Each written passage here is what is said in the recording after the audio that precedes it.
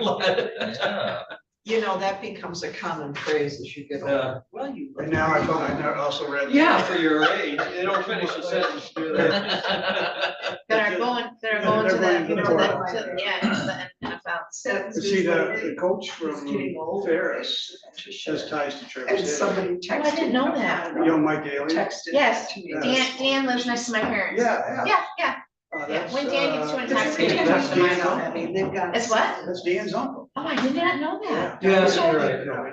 Yeah, he's married to, Yeah, we've been very blessed. Mike Sizzler. Okay. And Kathy's doing really good, isn't she? Yeah. You're Kathy. What's the road your parents live on? April Road. Yeah, that's where I grew up. Is that lady still working at Bank? Yeah, Audra. Yeah. I had to go work on it. Nice to see so happy. Yeah.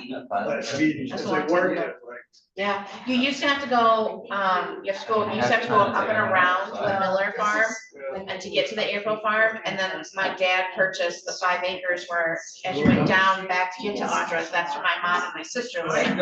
And so my dad was like, I'll give in and you give in and then we'll build a road. So that was all built by my dad. Yeah. Because then it was a straight shot. Otherwise, you said to go up around the valley, you know. what I remember working with those two. And I thought, is They this that? Some Yes. over in Europe. Yes, I mean, yes, because her full-time job is equestrian out in Williamsburg. Yeah. And she travels to Portugal and Yeah, now well, she's in Puerto Rico. daughter was supposed to get scholarship. I don't know either. Major, Yeah, nice lady. I really like her. She also owns like the back part. So have my mom's and my sister's connects and she talked about selling that to us. So I hope they're not to me, only to my kids, so that, you know, they have something to so. My parents, they only had those 2 acres. Then he bought 5 and then, I think they had a place in Europe. I know I saw the painting of places. Hello, how are you? Good to see ya. Seeing you. Hi. See you. Nice to meet you. Happy New Year. Gabby. I don't know, I'm taking notes. Just taking notes. We're just gonna introduce ourselves. Hi. did you text Will? I told you it was 10. Yeah, no, I know. Okay, You didn't hear anything from it? I didn't know. I mean, I haven't, I only knew that Mark wasn't because Steve mentioned it to my work today. So. You know, we asked and I know. I got that. Just not worth like.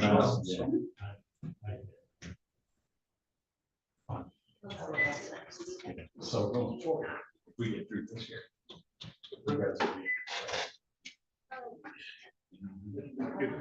Yes, so. I know. It didn't look like it, it didn't feel like it for a while. No, well. Hi, sir. How's it going? Good. How are you? Good. Yeah. Well, we found all the money working on our side. Oh, good. Did you make copies? Okay. Are they with Lauren? Oh, you have them yourself? Okay, perfect. As long as you hand them out and I get a copy, I'm good. Yep. Well, I actually found out that Brian's on here. Okay, So perfect. just aware if they need everything, where you fighting from. Yeah, because that's also next Tuesday. The renewal, I believe, is on the agenda. Yeah. I haven't seen the agenda yet, but I think so. But shot.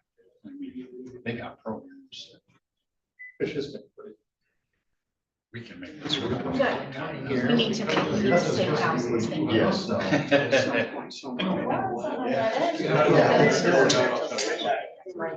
was thinking like, oh, I would try, just to make sure, because we'll start, if he's running late, we'll start without him.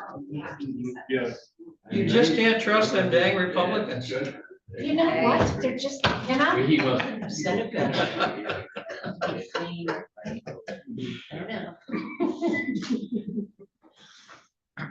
I'm sorry, you got the wrong switch. Nice try, though. I tried to dress like what's his name from Pennsylvania.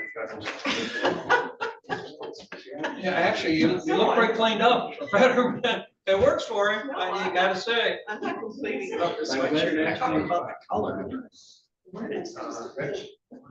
It works for him. Well, he's gonna get served by a process server, so.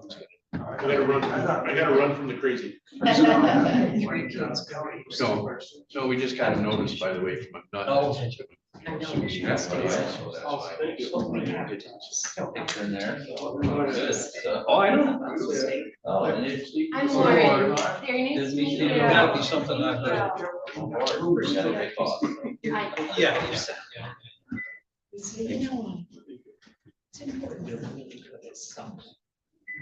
No, Mark's not coming. Yeah, put one. Might as well move on, I think he forgot, so Oh, is he on his way? soon. Okay. And So- and we need I to forgot allow. it was at 10. I was just passed out too. By Mr. Dyer. Good morning. You wanna go check Very to nice the- to meet you. Lauren Frank. Three people with you.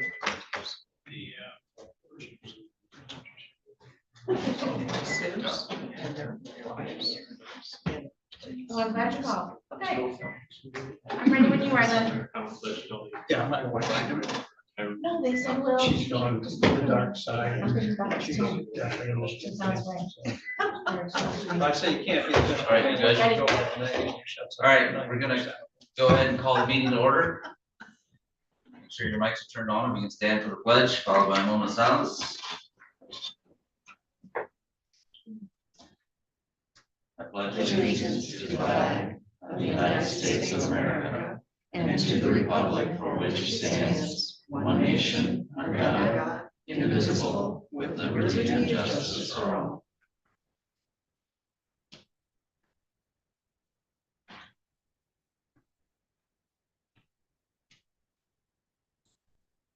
You.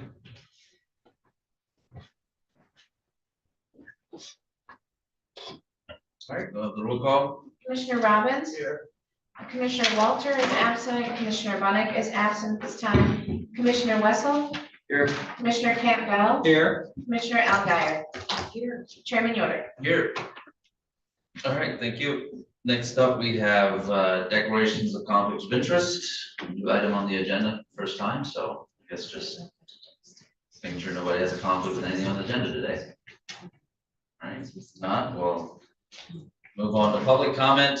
We have a few minutes to address anything that's on the agenda, or 1 minute, with anything that's pertinent to the county. Any public comment? Trouble. I would just like to, Joe Hubble from Centerville Township, also the county prosecutor. I would just like to introduce my my assistants. This is Lauren Kreinbrink.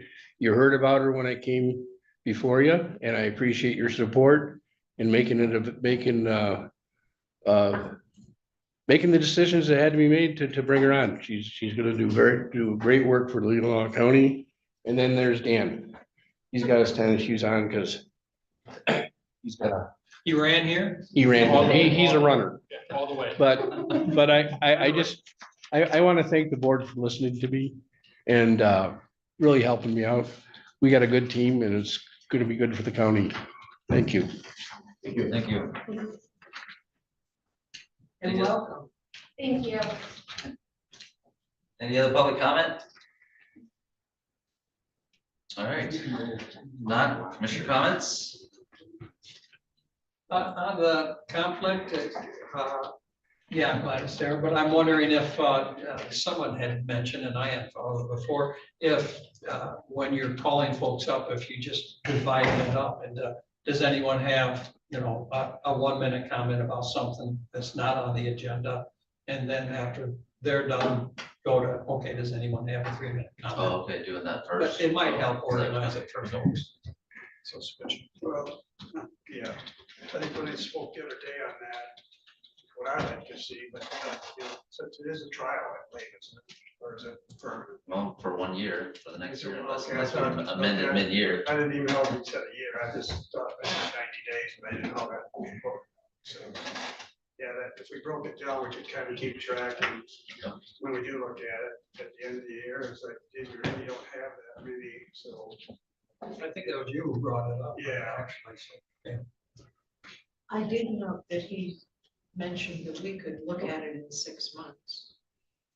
And amend it. Yeah, Well, you can always amend your board minute. Right. Or your board rules. So we can- Tomorrow we could. if there's an issue, we can bring it up in one of our meetings or something to look at it, so. Any other commissioner comments? I guess I was gonna touch on that they left, I think I just read today on social media that, it's National Appreciation Day for Law Enforcement. So I'd like to say thanks to men and women across the street. But also sometimes we forget that law enforcement's more than just the uniforms over there. It's people upstairs, it's our courts, it's everybody, so. Just wanna reach out and say, great job they're doing. Here. Any other comments? All right. If not, we'll go on to our meeting, which is, should note is just for discussion. We're not expecting to make any decisions today, but we'll just have some discussion to get the board a general idea of hopefully of what will be on the agenda on Tuesday and get us started in that discussion. So I'll let the administrator kind of do the introduction, I guess, and kind of lead us out. Sure. You know, it's interesting that the topic of insurance actually was, I think, the first meeting that I attended where you appointed me as county administrator was actually the presentation that Mr. Walters was making concerning the 2025 Blue Cross Blue Shield renewal. He expressed some significant concerns about drug costs and the possible need to revise our plan. And based on his comments, I became concerned about how we funded and managed healthcare. I asked the clerk about that and was told that our health insurance was unique, and if we changed it in any way, we would never get it back and that we should not touch it. That was the message that I got even before I started as county administrator. Then in January of 2025, you approved a renewal for 2025 of the Blue Cross Blue Shield plan without the recommended modification to the drug card. During that presentation, Mr. Walters projected roughly $2.2 million for 2025. The projection by Blue Cross Blue Shield in the renewal document was 2.9 million. And that was a reasonable variation because of the history that that Leelanau County had of consistently being under the Blue Cross Blue Shield projection. He also indicated that our actual costs for 2024 were $1.8 million. Unfortunately, however, the renewal had a 37.43% increase in the stop loss. That was from roughly $890 to $1,200.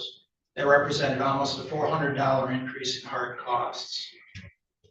And the most interesting part of that report was that the stop loss payment returns to the county were coming close to exceeding the amount of the stop loss fees that we paid. And when I looked at that, that gave me a lot of concern because it was an indication to me that there were problems with the funding of healthcare. Then despite this data, the initial budget recommendation from the finance department in 2025 was to set a $1.9 million budget for healthcare. That's been modified several times, most recently in your last meeting, increasing that by roughly $250,000. So in April of 2025, when I started, I began reviewing insurance expenditures. I found a couple of very troubling things. There was a rising number of contracts that had exceeded the stop loss from 17 in 2022 to 29 in 2025, with the expectation that that number could be as high as 35 by the end of 2025. And then we got our renewal in late October. And then I sent you the first of the emails that I've handed out to you today to remind you of what I've been telling you about healthcare. We got our renewal in October. And I was very disappointed with that because we had a 50% increase in the stop loss if we retained that ratio or retained that amount at $20,000. Also in meetings with Blue Cross Blue Shield that Mr. Walters facilitated, I got some other very disturbing information. I saw that the claims ratio, which measures cost efficiency in a self-insured plan, was ballooning from a reasonable 50% in 2020, 67% in 2021, to an unsustainable 93% in 2022, 96% in 2025, to a totally unacceptable level of 1.61% in 2024. These numbers are an indication of structural risk, not just bad luck or temporary claims volatility. There were indications that we were way under budgeted and at risk for higher levels of budget adjustments than we had experienced in the past. It was also apparent once we looked at that renewal that we couldn't sustain the budgeted amount, 2.1 budgeted amount for 2026.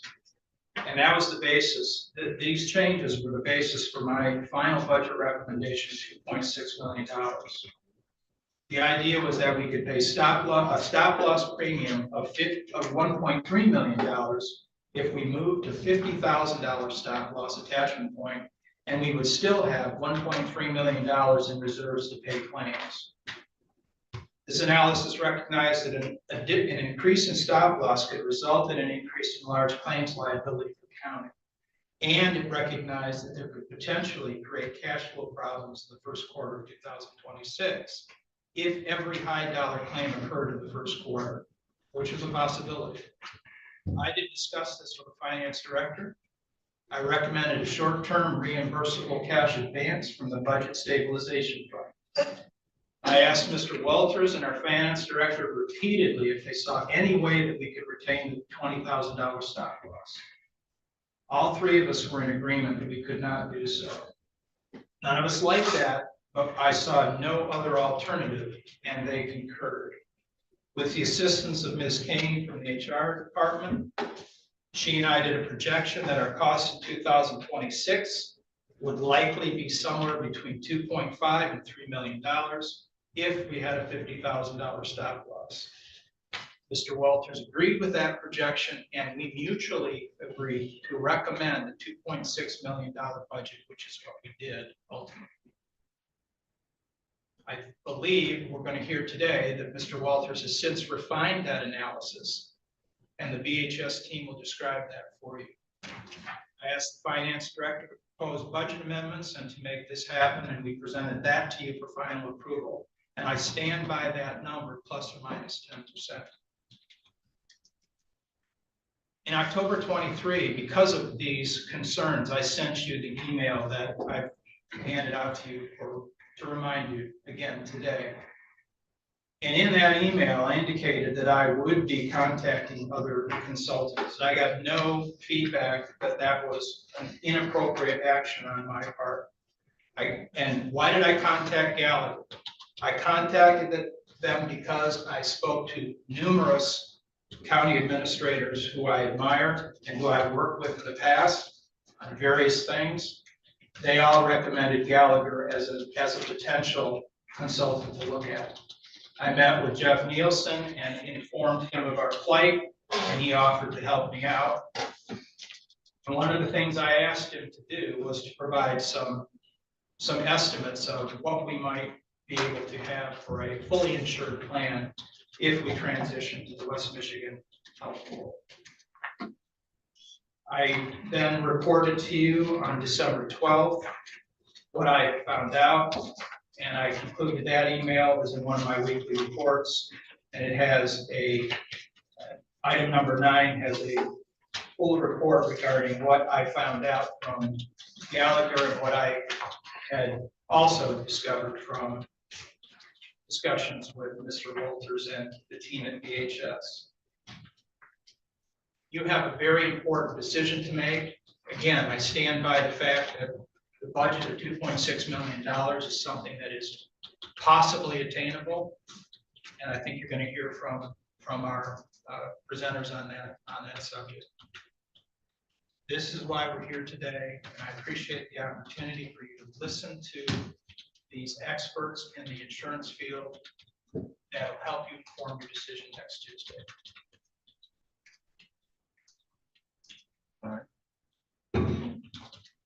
That will move on to presentation. Lauren, if you can bring them on board, I believe they're on Zoom. Do we have a handout from them, Jim? Okay. I'll make one back. They have I think they have a presentation, and we might be able to provide a copy of that afterwards. Good morning, are you able to hear us? Good morning. Good morning. Appreciate you being here. I'll just do a quick introduction of the board members that are here. We got our administrator to my left here. I'm Commissioner Yoder. We got Commissioner Alguier, Commissioner Campbell, Commissioner Wessel, Commissioner Bunnick, and then Commissioner Robbins. All the way on the end there. We're missing one commissioner, but we got 6 of us here. And then you see the deputy clerk there on the back end there. So I appreciate you being here. And I'll turn the floor to you to do an introduction and yeah, give us a presentation with whatever you got. Great. Good morning. We're pleased to be here. Chris, my partner, is going to try to share. We've got a presentation for you that we'll see if we can add up. We certainly can, and here we go. Could they just introduce themselves for me? We will. Absolutely. Okay. Thanks. Oh, good morning. My name is Jeff Nielsen. I am an area vice president with Gallagher. I work specifically with public entities across the state of Michigan, primarily with counties, municipalities, and community colleges within the state. I am located in our Bloomfield Hills office and currently coming to you from my home in Jackson County. And I'll turn it over, let Chris introduce himself as well. Yeah, thank you. And thank you for the opportunity to have this conversation and discussion. We're very much looking forward to it. Like Jeff, I do work entirely supporting public entities across the state. While I work with all different types of programs, my focus primarily is on the pool and the Western Michigan Health Insurance Pool, which I know you guys have a little bit of familiarity with. But looking forward to the conversation, sharing some information, and most importantly, answering questions from the commission. So just a little bit of background about Gallagher and what we do and who we work with here. And I think Chris is going to roll through there. Gallagher Benefit Services is one of the largest, and Arthur J. Gallagher, one of the largest benefit consultants in the country. We are one of the largest here in the state of Michigan, and by far we work with more public entities than anyone else does across the state. Today we're serving over 350 public entities across the spectrum, whether that be a K-12 school district, community college, road commission, community mental health, counties like yourselves, municipalities, we work with them. And that means we support over 60,000 public employees and retirees across the state. And it is, as we've mentioned, it's our true focus. That focus of our teams gives us real expertise in all things related to you and providing your benefits, whether that be Public Acts 152 and 106, helping with strategy, making sure that your plans are compliant, and then obviously doing what you would expect your insurance consultant to do, and that's managing your wide range of programs, whether that's medical, which we're going to mostly talk about today in terms of your medical and your pharmacy spends, but it's all your ancillary programs, your dental, your vision, your life and disability programs, and all those sorts of things. And our teams, and Chris and I both, really experienced in all kind of forms of both the networks and the opportunities here in the state. For you in Leelanau County, that's primarily Blue Cross Blue Shield and Priority Health. We're familiar with all kinds of funding, whether that be self-funded like you are today, fully insured arrangements, or captives or pools, and we'll talk a little about all those. And then obviously working closely when you've got bargaining arrangements in place, working with retiree healthcare and really everything that you're going to touch. And we share all that because being one of the largest consultants in the country gives us a depth of resources and access to data analytics and all the sorts of things that we turn around and bring to you at a very local level. So, again, we've got over 25 employees between our Grand Rapids and Bloomfield Hills offices that all we do is focus on our public sector clients across the state of Michigan. And we're very, in tune to what's happening region by region across the state and obviously across the state itself. But it gives us resources that we can just bring to the table in terms of actuarial or underwriting resources, our national renowned pharmacy practice that helps us with pharmacy consulting, and then all kinds of support when it comes to compliance, regulatory, and legal support. So it really helps Chris and I and our teams do our job in meeting every need that you might have from a Leelanau County perspective when it comes to benefits and compensation, et cetera. Just to add to what Jeff has referenced here, really what's fun is we really see ourselves as an extension of the organization. We want to make sure from the municipality's perspective, right? You want to attract great talent that's providing great service to the residents. We know benefits are an important part of an employee's decision when they're selecting who they're going to work for. And what we've really been able to do over the years is build a community. And we're going to speak to that with some of the groups that we'll talk about. But that information sharing, right, from colleague to colleague, group to group, that expertise of knowing challenges that other groups have gone through, especially with the shifting landscape of what's going on with rising insurance costs and groups trying to get a handle on it. It just provides us the opportunity to give some additional insights that perhaps aren't there currently, or perhaps you're looking more into. We thought we'd give you just a little bit of kind of background on what we see happening in the healthcare market, because certainly you've experienced it from a cost perspective. Jeff, I jumped on you a little bit. Let's give them a little bit of context of. Nope. There we go. We just wanted to share with you, after those 350 plus, we're working with, I think, 17 counties today. You can see who they are listed here. A number of them are your neighbors in the northern part of the state. But we're proud of our association with all the counties you see here, and continuing to have ongoing conversations with additional counties around the state of Michigan. So well represented from the Upper Peninsula, northern Michigan, down here in the west, in the southeast as well.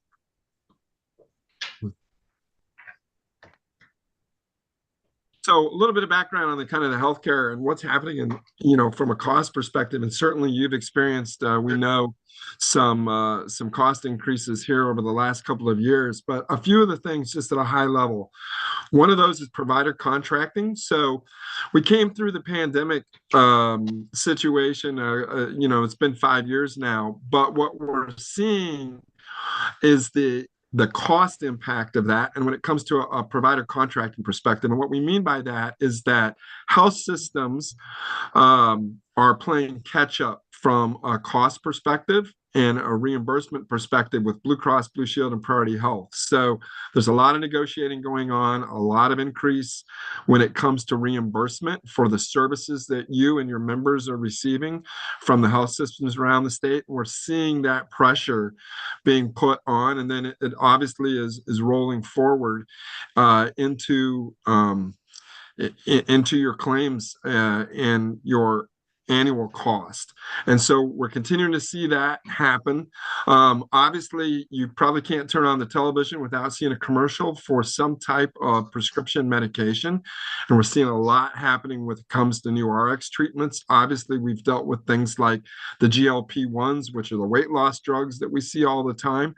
But there are some positive things happening from a pharmacy perspective as well. Biosimilars are coming to the marketplace. They are generic alternatives to some really expensive drugs that are out there. So we're going to see some impact as Blue Cross and Priority Health roll those into their formularies and start to switch people over to some of those biosimilars. At the same time, there are gene therapy medications that are life altering, but incredibly expensive that are coming to the marketplace as well. And so we have to be able to be ready to predict what might happen and what those costs might look like. And then finally, at the end of the day, I mentioned the pandemic before, but we've really seen some increases in utilization in a number of key areas. Mental health is certainly one of them. You can see here, if you can see on the screen, mental health has gone up over 50% since the pandemic, including 40% in-person consultations with mental health providers. That probably doesn't come as a surprise to anyone, but it certainly had a big impact on our healthcare spend. And then we've seen things like oncology, so more cancer spend and things like that. Illnesses that went undiagnosed for a couple of years or maybe untreated during the pandemic when we weren't receiving as regular medical care as we had been prior. And now we're seeing the tail end of that. So all those kind of things are just factors that we're seeing drive the healthcare marketplace. We've shared just a little bit of what you can see from a trend perspective over the last 5 years.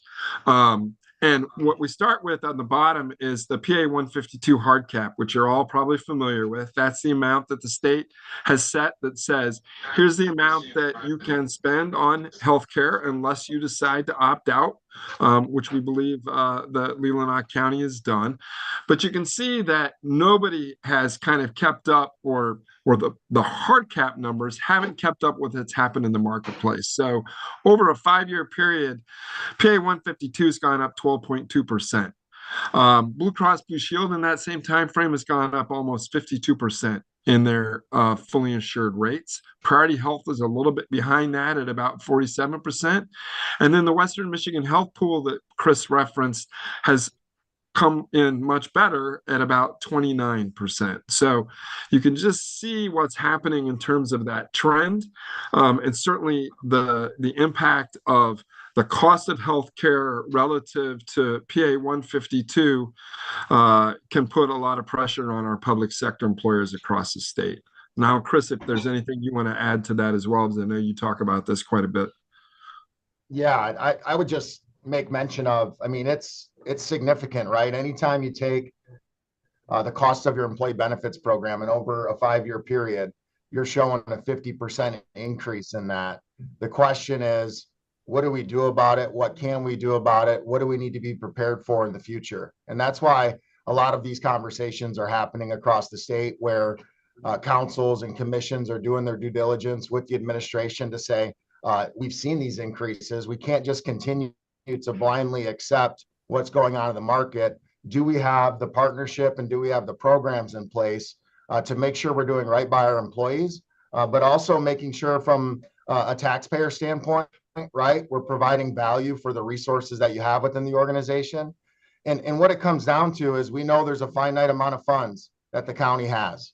If they're going to things other than, right, employee benefits or salary, that limits the amount of people you're able to hire, that limits the services you're able to provide residents, or it impacts the opportunity from the tax base perspective, what you're needing to collect from taxpayers to fund the services. So we take that very seriously, knowing how important it is to have kind of a managed program that is trying to insulate from these cost increases that we're seeing in the market.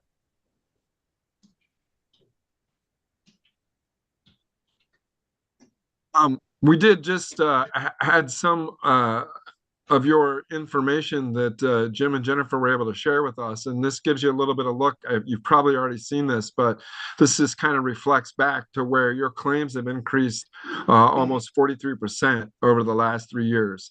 So we looked at November of 22 to 23, October of 23, you were at about 1.8 million. You jumped to about 2.7 million in the following 12 months. And then your most recent 12 months, it's improved a little bit, but you're at about $2.5 million in annual spend. And that's before you trend that. So we know that costs are going up with Blue Cross Blue Shield. And then you've got administrative fees and your stop loss premiums. Those are just your claim amounts that you're taking a look at. So again, just kind of ties right back into what we saw on that previous page in terms of where costs are headed for everyone. Any questions on any of that before we jump into a little bit more around how we help employers? Have any questions from board members? No, Commissioner but Bogart? this isn't your problem, but I think we also have to mention the impact of private equity buying out our healthcare system, basically, and their motive is profit. That is a big part of cost increases. Yeah, I would just make mention to that point. And really what's happening in particular with Blue Cross Blue Shield, right? Blue Cross is a fantastic partner of ours. We have a lot of groups with them. I mean, they have roughly, 60 to 75% of the market share out there. People are covered by Blue Cross in the state of Michigan, but they don't own any hospitals. They don't own any providers. So they have to go on a continual basis and negotiate contracts. And what the providers are saying is, I need to pay my employees more. The cost of equipment's going up, right? We're looking to acquire more services that we can bring into the fold. And that's what's really driving the cost pressures. One of the things that's unique in Michigan's market, there isn't a lot of competition when it comes to carriers. Jeff alluded to the fact that you have Blue Cross, that's the big one. You see Priority Health that's growing in market share, and that's because of their direct affiliation with Corewell Health. So you now have an insurance carrier that has a partnership with a large provider across the state. They're getting preferential treatment with some of those negotiations with providers because they do have that affiliation. So those things are playing out in addition to what you talked about with private equity. I mean, all of us can sit here and understand our insurance system as a whole has a lot of shortcomings. And what we're trying to do is the best we can to manage within those parameters as they sit today, knowing it's certainly not ideal. Thank you. I wasn't blaming you. It's just a fact. All right, Commissioner Robbins? We do get blamed from time to time for healthcare costs, but that's part of our job. It's not a question, but just I wanted to address the board here before we go any further. Since we're interviewing both parties or their presentations, should we hold off on our questions to be fair and let both sides give their presentation? I guess I don't mind if you ask questions. Doesn't matter, but I would say more if you have specific questions for them, ask them, but then later on we'll have a discussion in general. I mean, with them sitting here and they're gonna be up next, I just want to be fair here. Commissioner Campbell? Most likely, if Leelanau County switched to your firm, we would still be with Blue Cross. Am I gathering that correctly?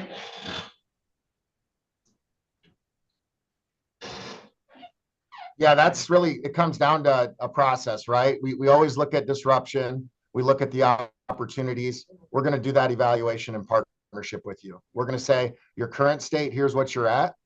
Here are some program options. Here's what the costs look like with those. And then here are some alternatives. Whenever we're talking about an insurance benefit, and Jeff alluded to the fact that Priority Health, there are groups in Northern Michigan who are using them. There are other areas of the state where Priority Health is not a good fit for the group.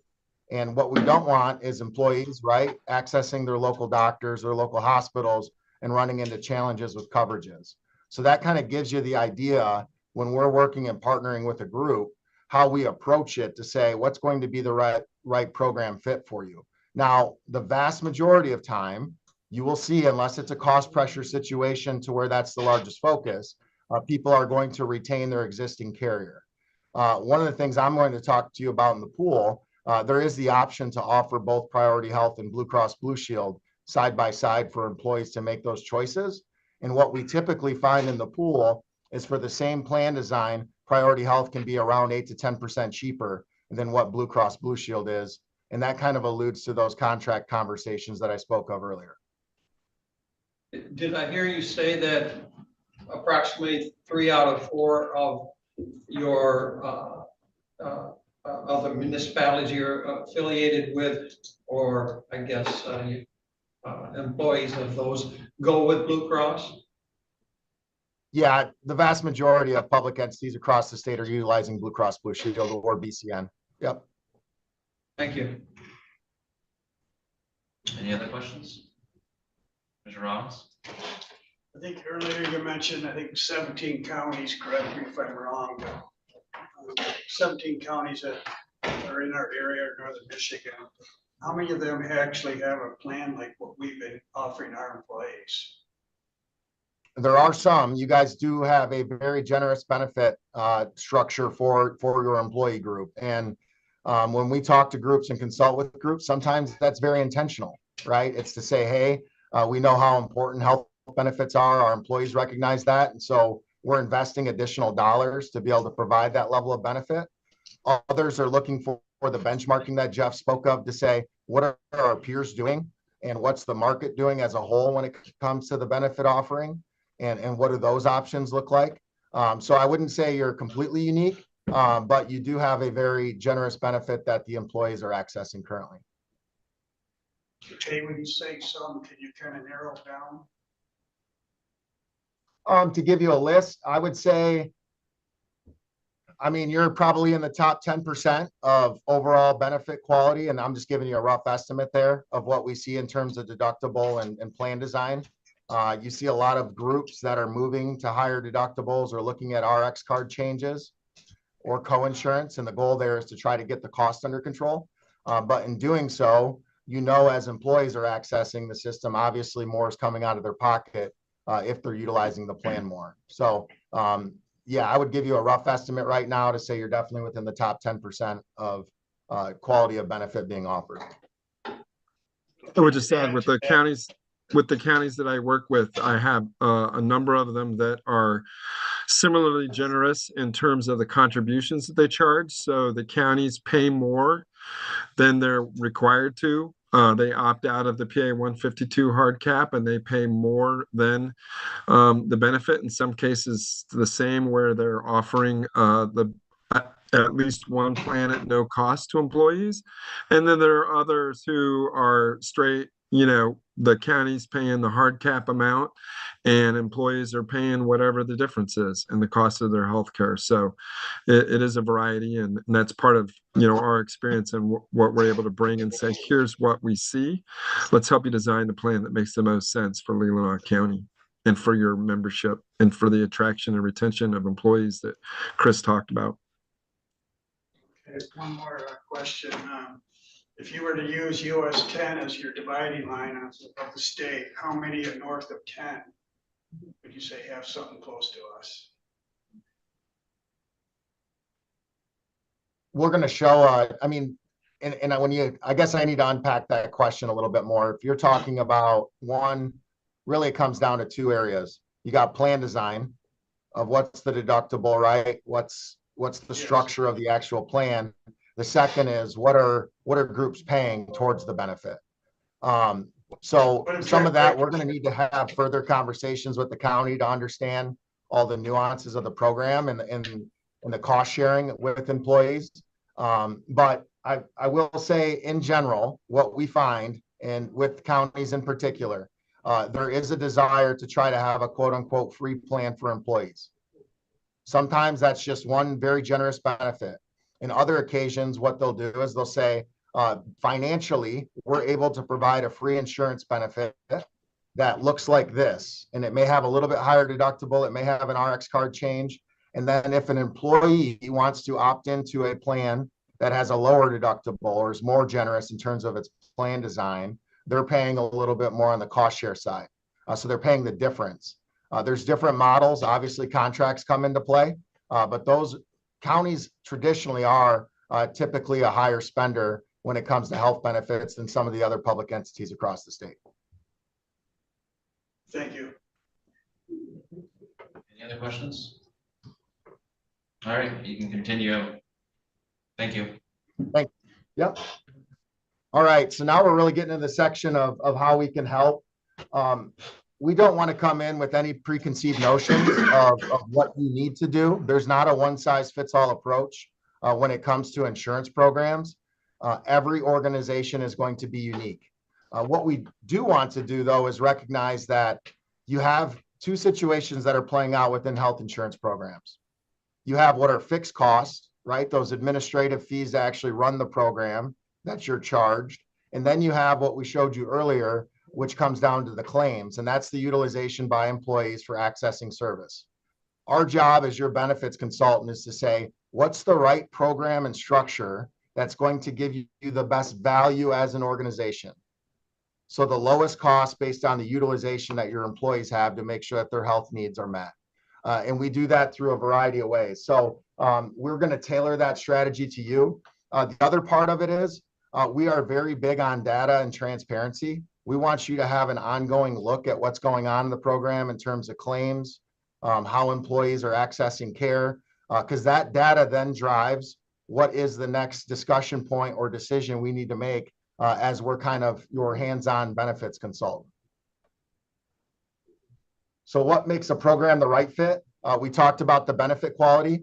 It makes no sense in order to make a transition in insurance if you don't have providers that are taking that insurance. And we're seeing more and more of that. You'll see different hospital systems that will say, with X insurance company, we are currently out of network because we're in contract negotiations with them. We want to make sure that whatever program you have in place, employees are able to access the care that they need. What's your preferred providers? There's different networks out there.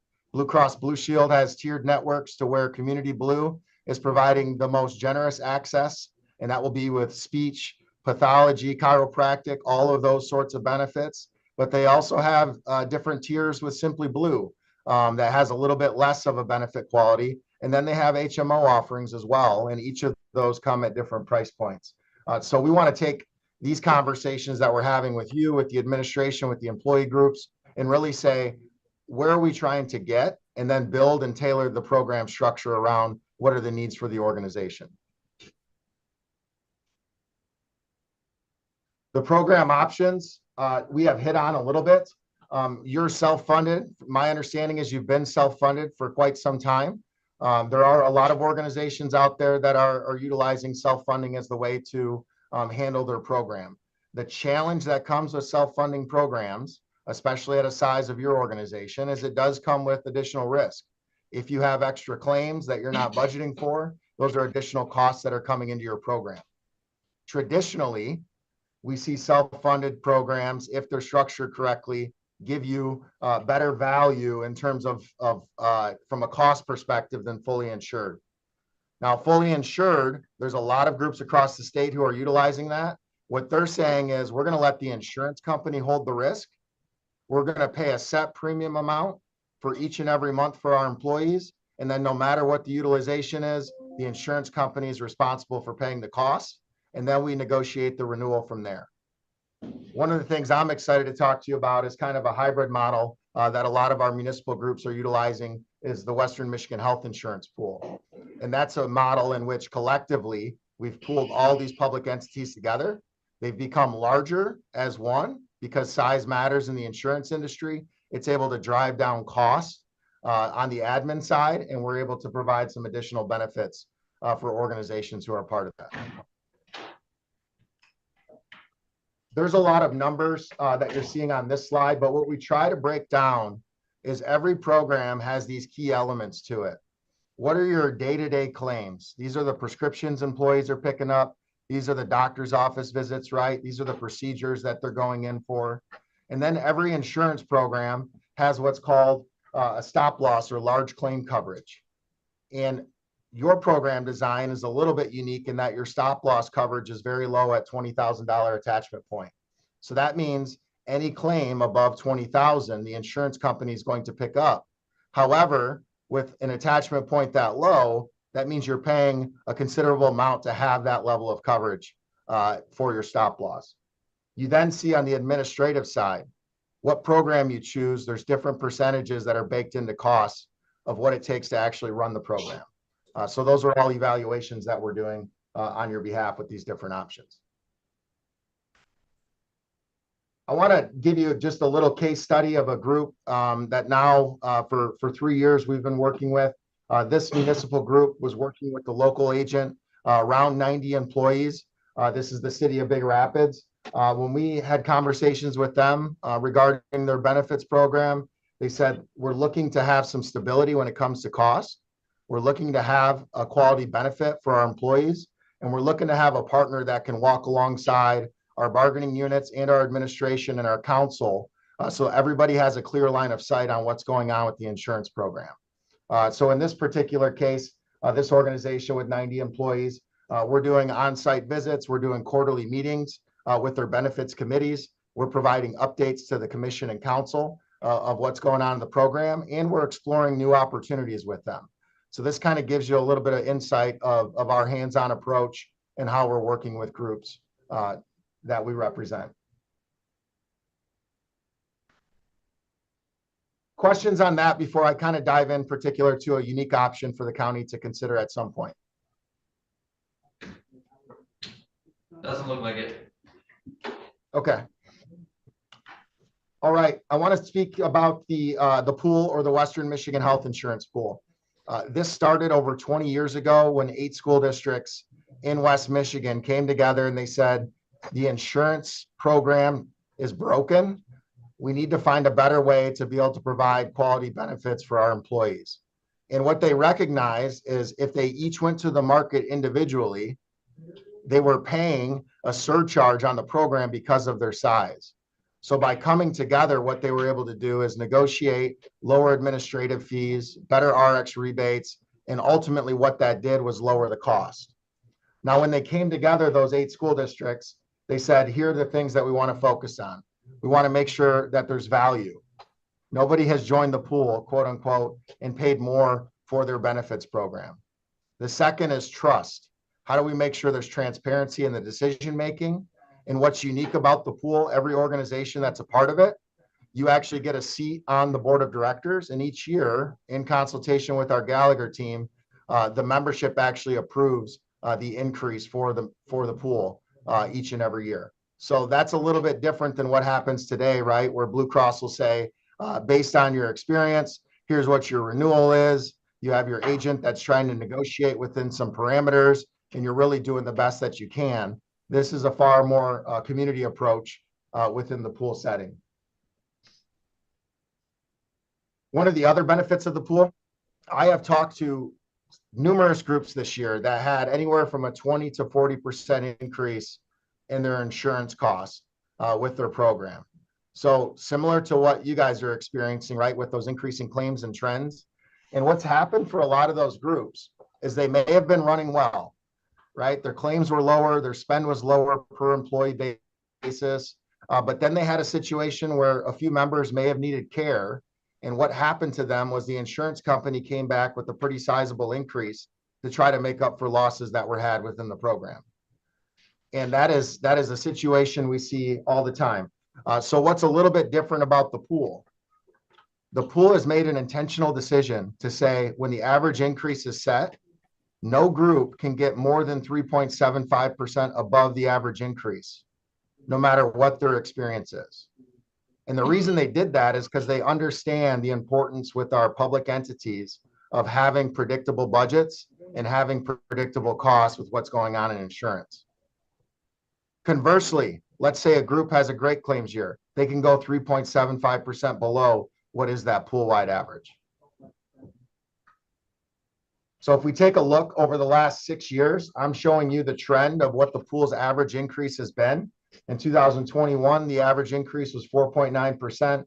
22, it was 1.9%. 23 was 4.9% again, 4.25 in 24. And then we've seen some cost pressures come in to where it was 8.7 and 9.1 the last 2 years.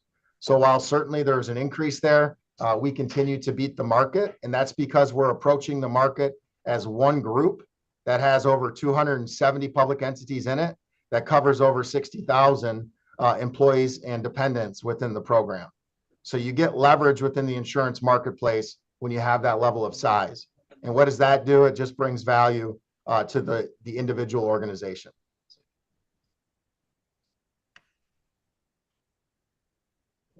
Within the pool, members have a choice. They can choose Blue Cross Blue Shield, they can choose Priority Health, and in some areas of the state where both networks are very strong, they have the option to have Blue Cross Blue Shield and Priority Health side by side.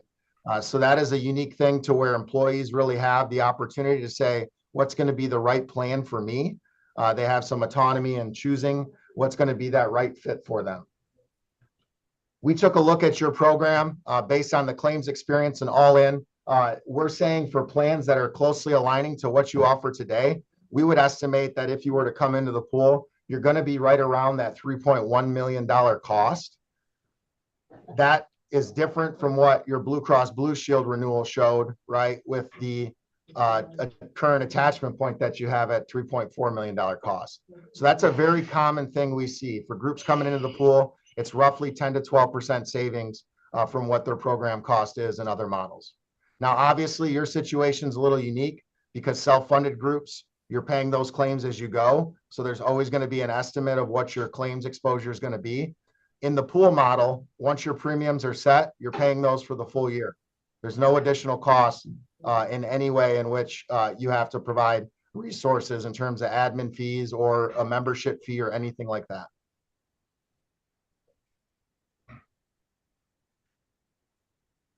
All right, lastly, just before we get to your questions, this is kind of a reiteration. We do think there's some uniqueness to what we're able to offer just by the number of groups that we work with. I mean, we have conversations all across the state. We're having conversations with the highest leadership within Blue Cross Blue Shield and Priority Health on behalf of groups.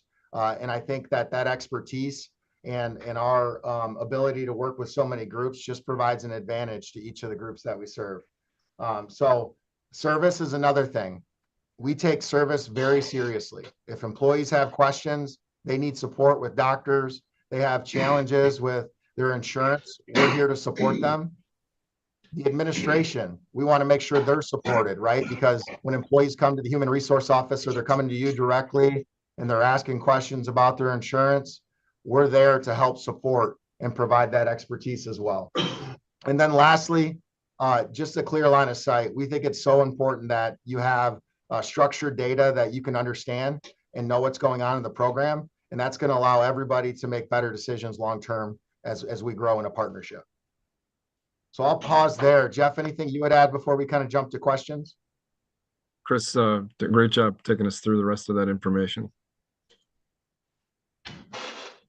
All right, thank you. We got a question here from Commissioner Wessel. Yeah, thank you. I couldn't read all your numbers on the screen, but you listed a category of indirect cost and another one of administrative cost. And what's the difference between the two, and what's the total percentage of indirect and administrative cost? That's a very program to program, but you can think of total indirect costs. Those are dollars you're paying for the program that are not going to providers. So administration is a piece of that. Blue Cross Blue Shield is charging you a fee to use their network, right? Within your stop loss premium, Blue Cross Blue Shield is charging you a fee for stop loss protection. And there's different program designs that have other indirect fees, but administration would be a part of indirect fees. But you had that listed in two different places, so I'm asking about the estimated total cost for administration and indirect cost. Yeah, so the way we have it broke down here, this top row is going to share with you, and these are averages, right? I mean, it's easy to pull what you guys are paying for an admin fee relative to your total spend. These are ranges to say, if you're fully insured, traditionally you're paying a higher administrative fee for your program. If you're self-funded, it's going to be a little bit less, and then the pool, we're showing a little bit less than that. Your total indirect costs that we have on that third row is giving you a range of when we add in all of those different things. So it's just a way of breaking it out. We probably could rearrange it differently to, make the same point that we're making to you. But your program in particular, you're paying a lot for your stop loss coverage. And what that's doing is financially, it's saying if there is a $200,000 claim or a $150,000 claim, it's less the county has to push out the door to pay for that claim prior to stop loss coverage kicking in.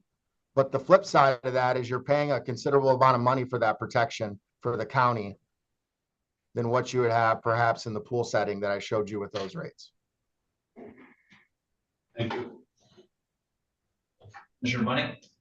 Now, in the one chart where you talked about at 9.1%, were there actually people paying 12.85, which was, you had at the top, and then there was, and others paying 5.3, which was at the bottom? That's correct. You should look at it like a bell curve.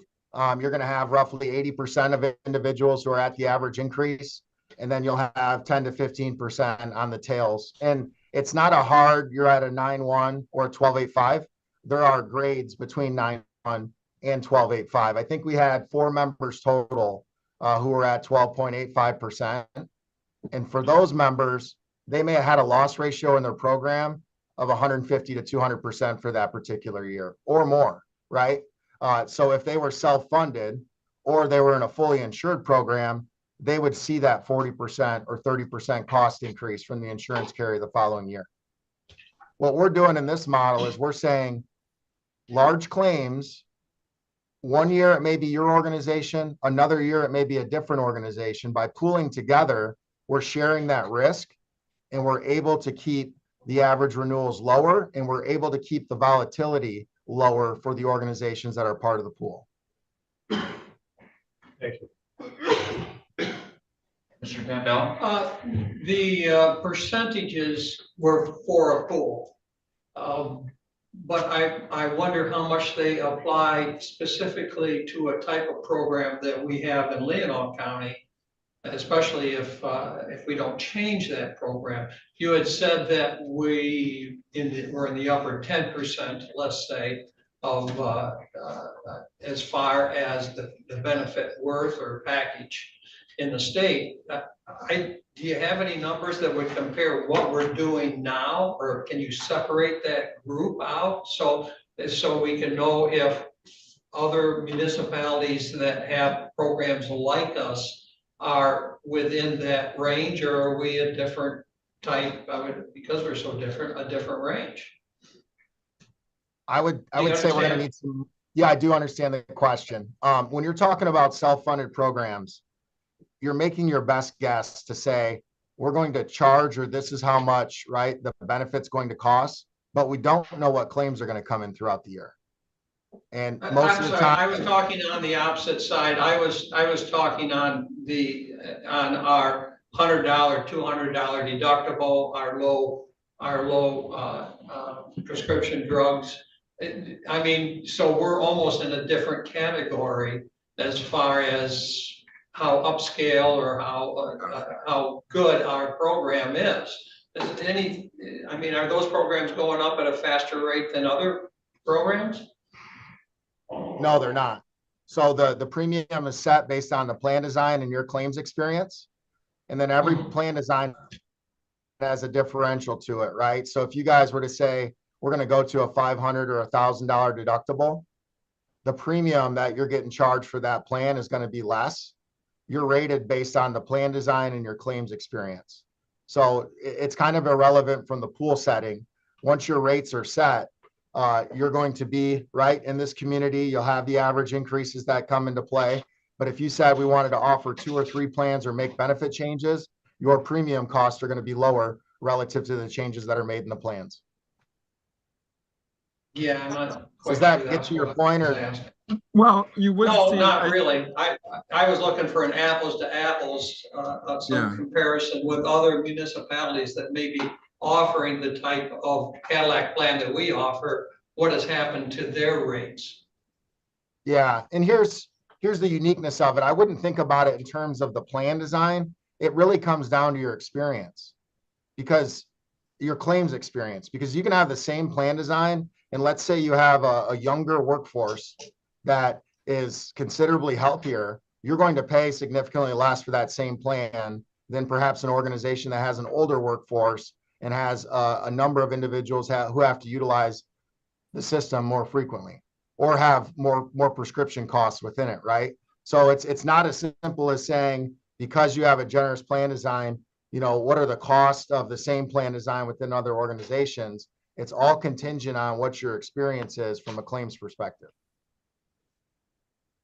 And I'm assuming that our experience the last couple years has led to I mean, that hasn't been good, so regardless of who we're with, eventually, as a purchaser or provider, those are gonna come back to be reimbursed to Blue Cross eventually.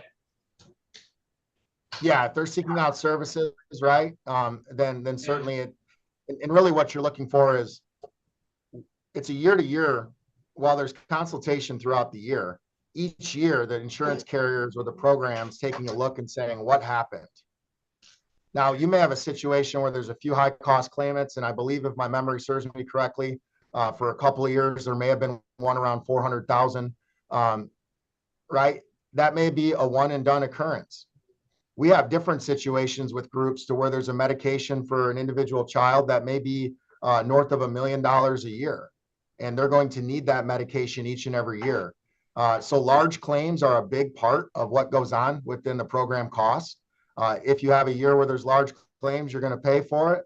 If you have a year where you do not have those large claims, then the program may run, a little bit leaner than what it was in the prior years. And your information that you received, that was, you're directly talking to both our HR director and our administrator? It's just an aggregate claims pull information from Blue Cross Blue Shield, yeah. Okay, so you didn't need that. You could pull that from Blue Cross.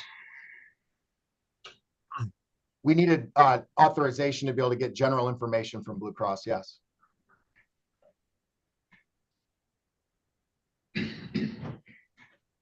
Yeah, we're not able to just, we need permission to do That's stuff, right? fine. We can't go into any group. Yeah. The program that you're talking about, you say that it's gonna be approximately 3.1 million. Is there a stop loss on that of any amount? Yeah, so the pool itself, our stop loss limit is actually for Blue Cross Blue Shield, 1.25 million. Now, you're as a program, right? You're not taking that on. You have a fully insured rate. What we're saying, and if you think about a self-funded pool, the most important thing to us is getting your rates correct when you come into the pool. Because if I were to approach you and say, you know what, we really want Leelanau County to be a part of the pool, we're going to charge you $1.9 million for the plan that you have in place, and your costs come in at 3.1 million, that means the other members in the pool had to cover that cost for you. So to keep a pool healthy, we take the underwriting, the initial underwriting, very seriously to say, based on the information we have and your most recent experience, we think that's a closer number to what your true costs are for the plan design that you're offering. So, Oh, you're saying the there is 3 no point- stop loss for us? Right, that's correct. That 3.1 million is your all-in cost. That includes the administration, the stop loss, and the claims. That would be the amount that you would pay, and you'd know what that amount was going to be on that first annual basis. And then Chris, I think it's important to also note that for new pool members, the first renewal that you get for the second year of belonging in the pool, you get the pool average. So there's no additional amount, no lesser amount. You get the straight pool average. So everybody who was renewing for the first time in January of 26 got that 9.1%. Because we don't have enough experience yet, the pool doesn't have enough experience of the county to know exactly what your own experience is going to look like to make those adjustments. That doesn't happen until year 3. But this would also include that 3-tier drug and a $1,500 to $3,000 deductible? No. No, it wouldn't. That would be a lesser amount if you were to go that route. It would be the 2.6 then? Yes. Correct. I think that's about what it was. So, okay, so if we went with the 2.6, then you would be required to add the 3-tier drug card and the increasing the deductible to $1,500 to $3,000. Yeah, and that's where you're going to have some options, right? You could say the county has 2.6 million to spend, and this is what the plan design looks like to hit that target. Now, we can offer more than one plan, and then what we're going to do for for employees who want to opt into a more generous plan, they're just going to have to pay for that portion. That's the difference from what that initial plan was. I'm just sharing with you one example of how counties do it. But it's not to say you need to do one plan. And in many cases, for some employees, right? And it's different for every organization. If you're a 24-year-old person who's a road patrol male and you don't take any prescriptions, right? You have hardly any specialist visits or anything else. If you have the choice between dollars coming out of your paycheck or not, you may pick a different plan than somebody who obviously has ongoing medical needs that they're getting treatment for. So it gives you some variety there to where employees have a choice, but it gives you certainty as an organization to say, this is what we know our spend will be if every employee is opting into health insurance.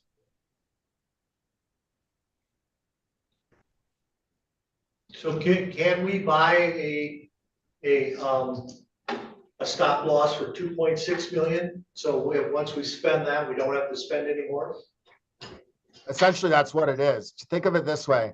The pool is providing its individual members with a fully insured rate.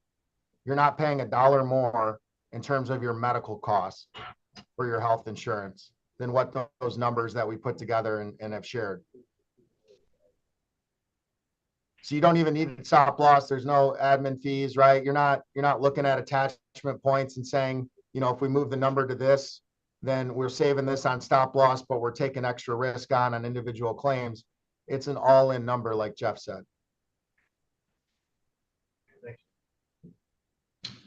You have another question, Commissioner Wessel? I just heard that response, and part of what keeps our plan healthy is having staff be responsible on choices they make. If there's no consequence, if we're guaranteed that everything's covered, what's the incentive to work with staff to choose generic prescriptions, et cetera? Yeah, it really comes down to plan design and structure, right? So that's why some groups are moving to a 3-tier prescription card. They're saying if you're going to forego a generic equivalent and you really want a preferred brand and pay for it, you're going to have to pay for that, right? Additional out of pocket. As a whole, I think what the point of your question is to say, if we join this pool and it's all in, what's to keep all of our employees from, accessing whatever care they want? The first of that is the plan design. If you have higher deductibles, there's more skin in the game for the individual employee when they're accessing care. The same with the RX card.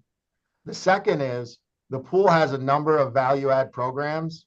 We want your employees to be healthy. If your employees are healthy and all of our members, that's what we go and we work every day to support. We're going to have lower claims within the pool. If we have lower claims, we have lower renewals, and it works for everybody. So I'll give you a couple of examples of how we approach that. We have 3 value add diabetes programs that are free of charge for any member who wants to opt into it. That's type 2 diabetes, that's pre-diabetics, that's diabetic management. This year, because of the pool size, we actually formed a partnership with the Mayo Clinic.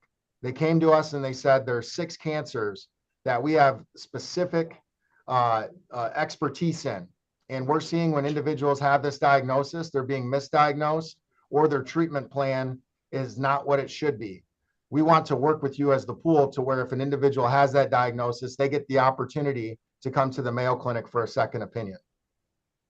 We're doing stuff with mammograms to where if females that are in the age of 40s and 50s aren't getting routine mammogram services, we're seeing an uptick in breast cancers. So we're providing services to where there's mobile mammogram units that are able to go for pool members to get that preventative service done. So we're really big on the preventative service. And at the end of the day, when I showed you that rate banding, if your claims are better than what your premium's paying, it means your renewal is going to be less than what the pool-wide average is.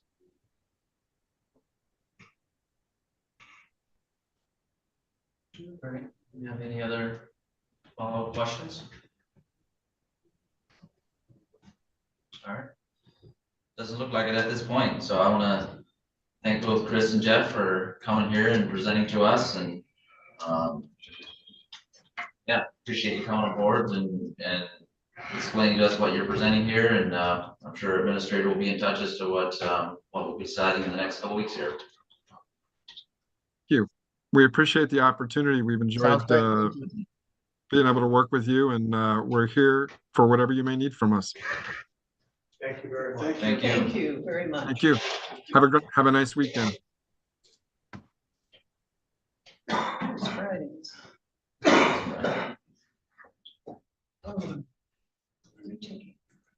Want to do a quick 5-minute break before we do VHS?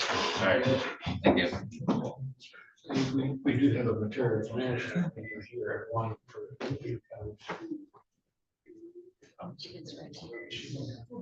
Hey, Jen. Oh. I just gotta sit here.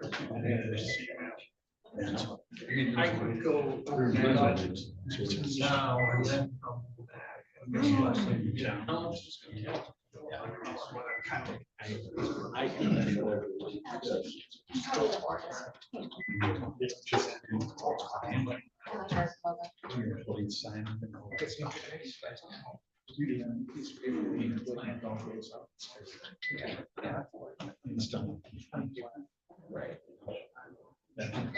Yeah. Will you explain that time? And I'll be right back. I did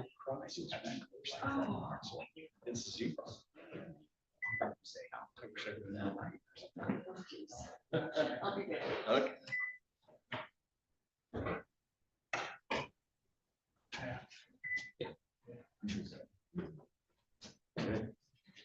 Right. You want to pass these out or? Go ahead. Okay. Yeah, sure. Moving around like an old guy. She's, what's wrong? No, not you. Him.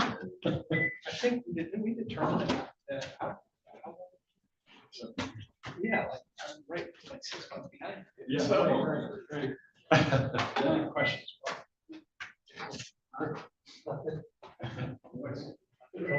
You were fashionably late.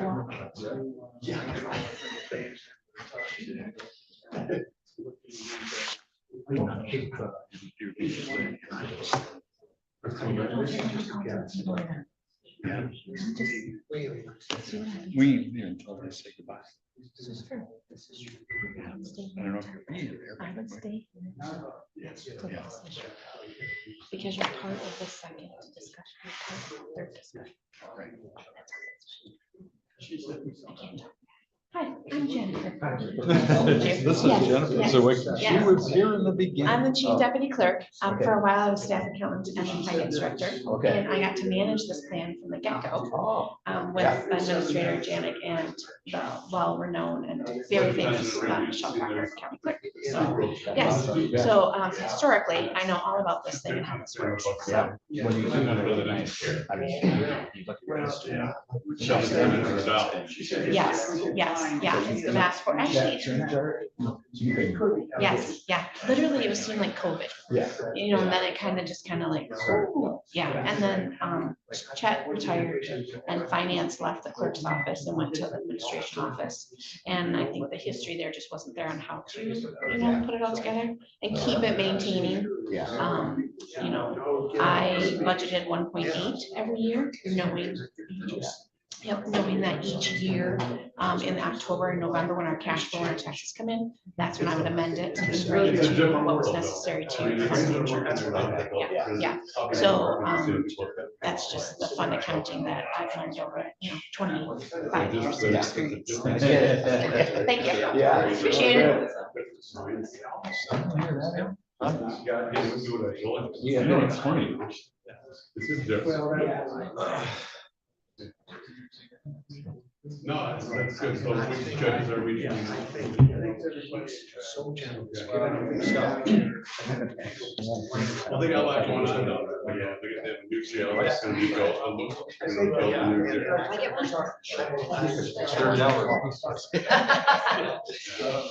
Always don't like that. I'll see if I can win them. Because they know that. You know, I hit the restroom real quick, just to. So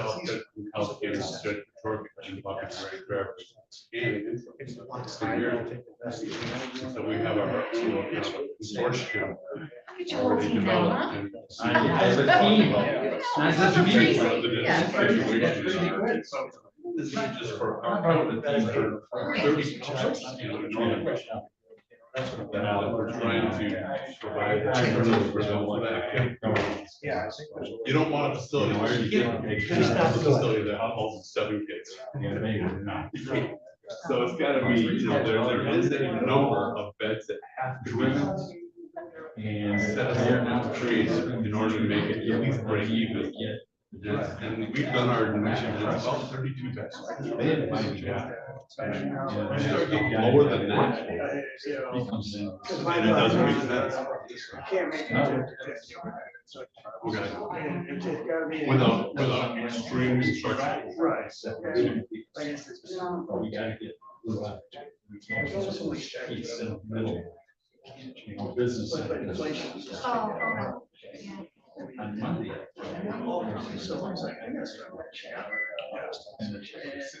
What place gives us here is.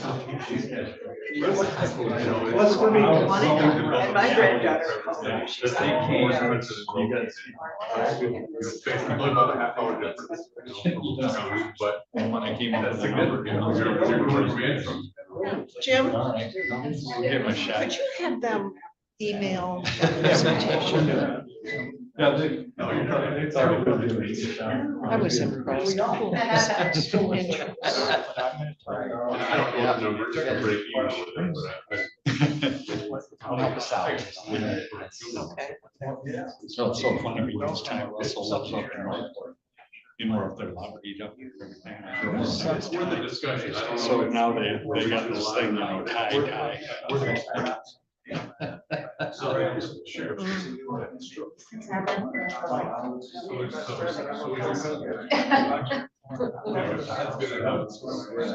Everybody wants over that. Well, you know, they explain some of the stuff. Now we can use that because we have the answers to the questions they have. Yeah, right. You know, we're gonna get leave all the options in your hands. I mean, that's exactly.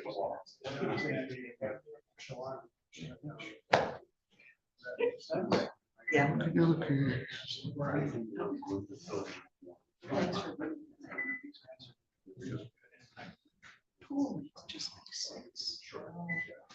Is it, do we have a patient note when you said a recommendation? Is for 10 years? Drink here, drink here. Yeah. Okay. We'll keep talking. What's your zone, right? Picking up area.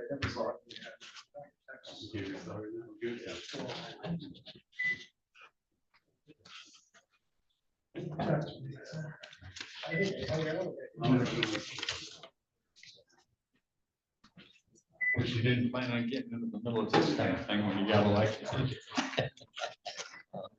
I got a little whiff of it. I think you were here presenting. November, December, I think. Yeah, that's what I was like, oh, okay. Jen, did you hear me say that? yes, I heard that one. I didn't think we'd probably go that long. Well, I do not have plans. I don't want. Can I have your notes that you guys promised your statements here? It's 11:30. The one that you were. I'm gonna have a coffee. Back in the day.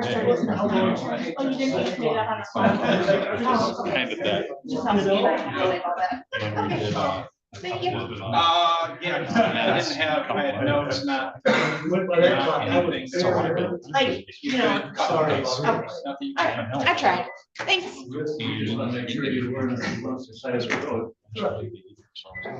Can't help it because. No. We'll talk about. I just don't wear them very often. My knee shot is helping, so then I don't look like an old lady getting up. Heels.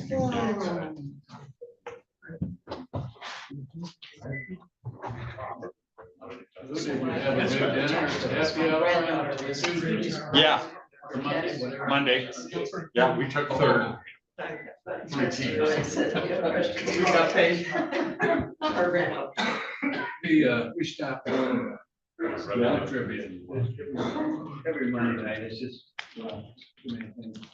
Well, one of the runners that we have is the guy that runs the trivia. So, yeah, so we try to support.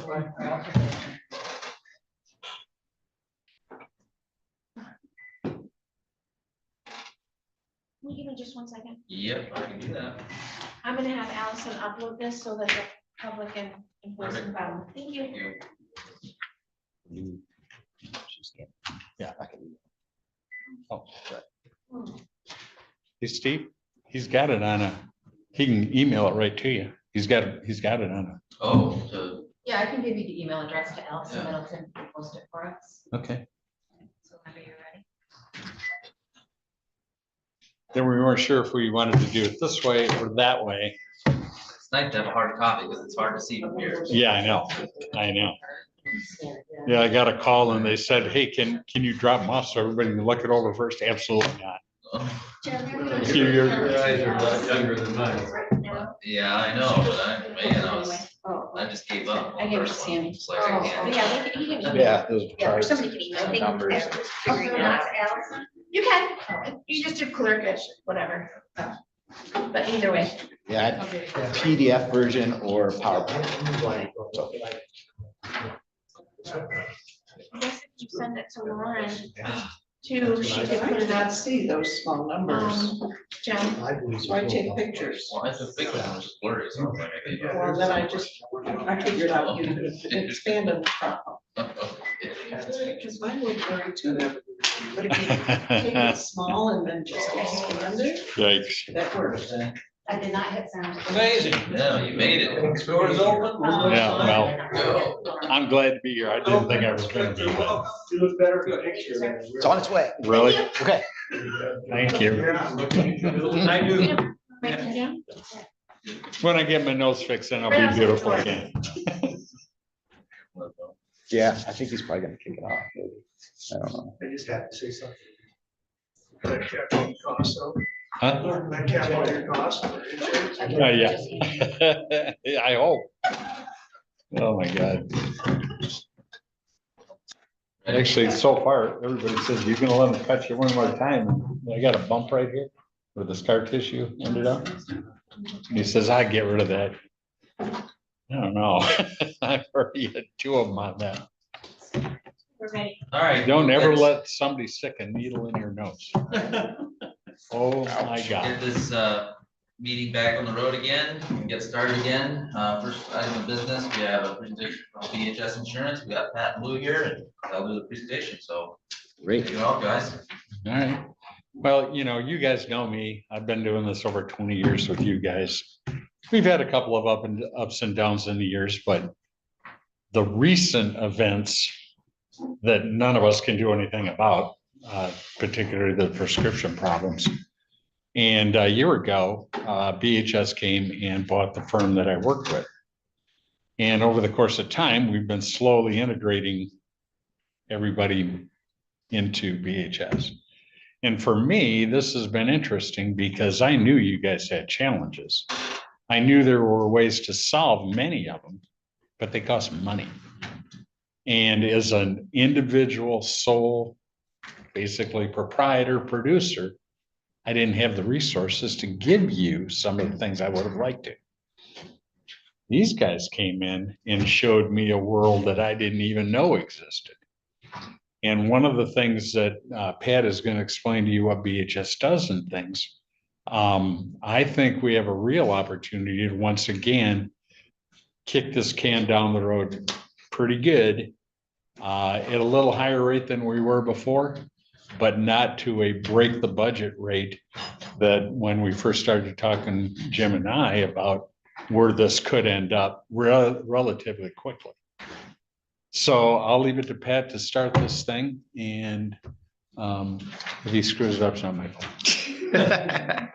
Thanks. Good morning, everybody, early afternoon, but I appreciate you hearing kind of from our perspective and I think future. I mean, I think your budget concerns and your plan designs are something that is pretty easy to solve.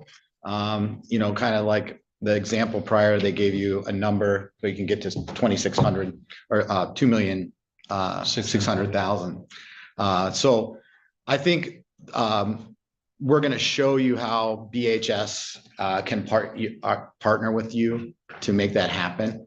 A little bit about myself and BHS. We have around 225 employees. We're all here in Michigan. We're a platinum agency with Blue Cross. We're a elite agency with Priority Health.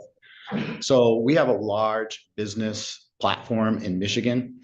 We have a large municipality book of business and clients.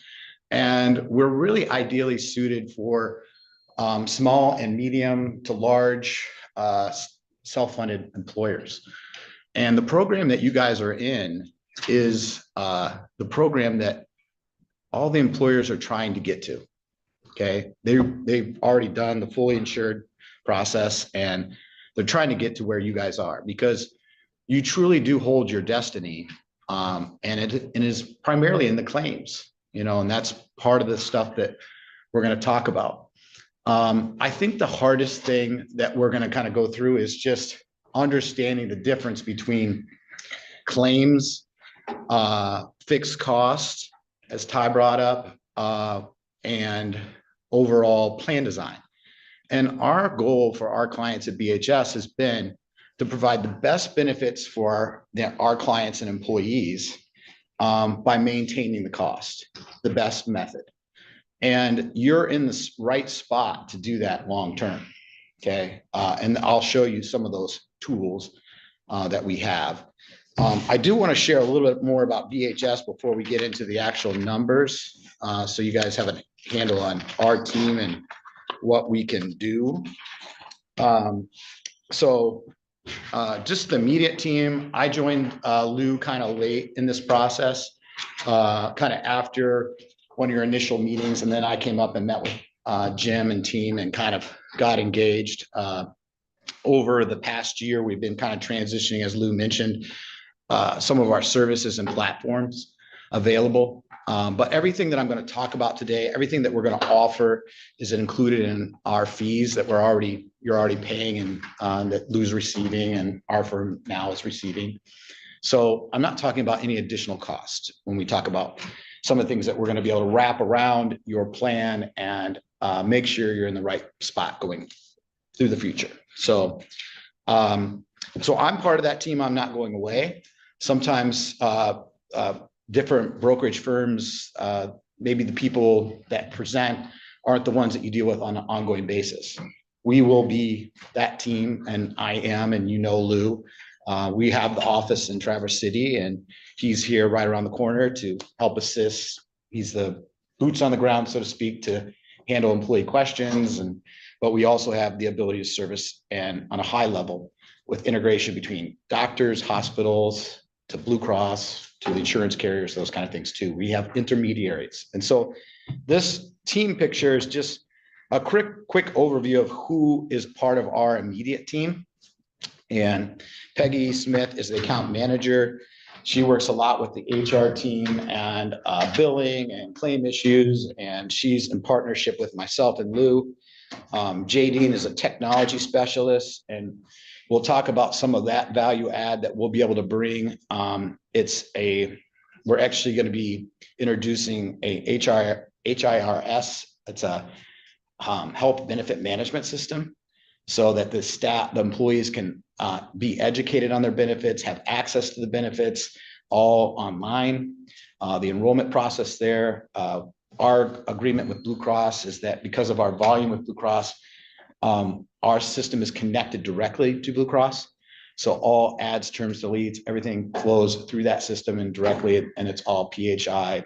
There's no issue with personal information being out there. So that's something that we're going to bring to the table. That's something that Jadine sets up.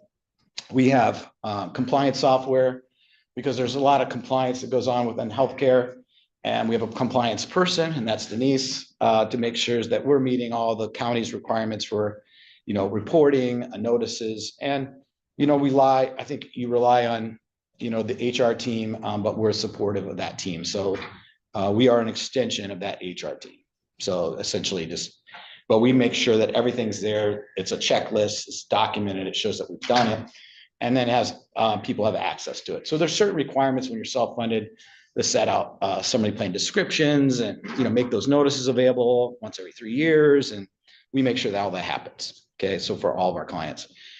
And then on the backside of that, and I'm going to get into it with your health plan, we've really invested in some additional software programs and analysis to help our self-funded clients manage the claims. Because when we look at it, I'm going to show you what it looks like for your fixed cost and your claims cost. And we just talked about, Jim did a really nice job of kind of analyze how your claims have gone up. And they have gone up, but you know, your stop loss has protected you. And so that's kind of kept that number on Blue Cross's liability. But you do have to recognize that it's a problem and how are you going to address it?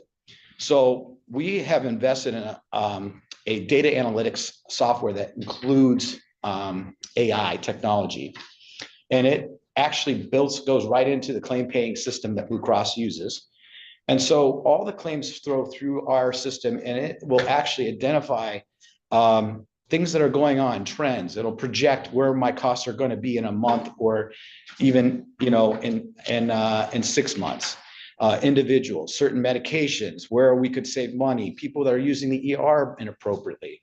And so we work with local, our support team to kind of help mediate or intercept that. Because when we look at our claims in this model, the claims are your cost. I mean, there's after the 50% rate increase on the fixed cost, that was significant, but the claims are the number. That's the number we need to manage.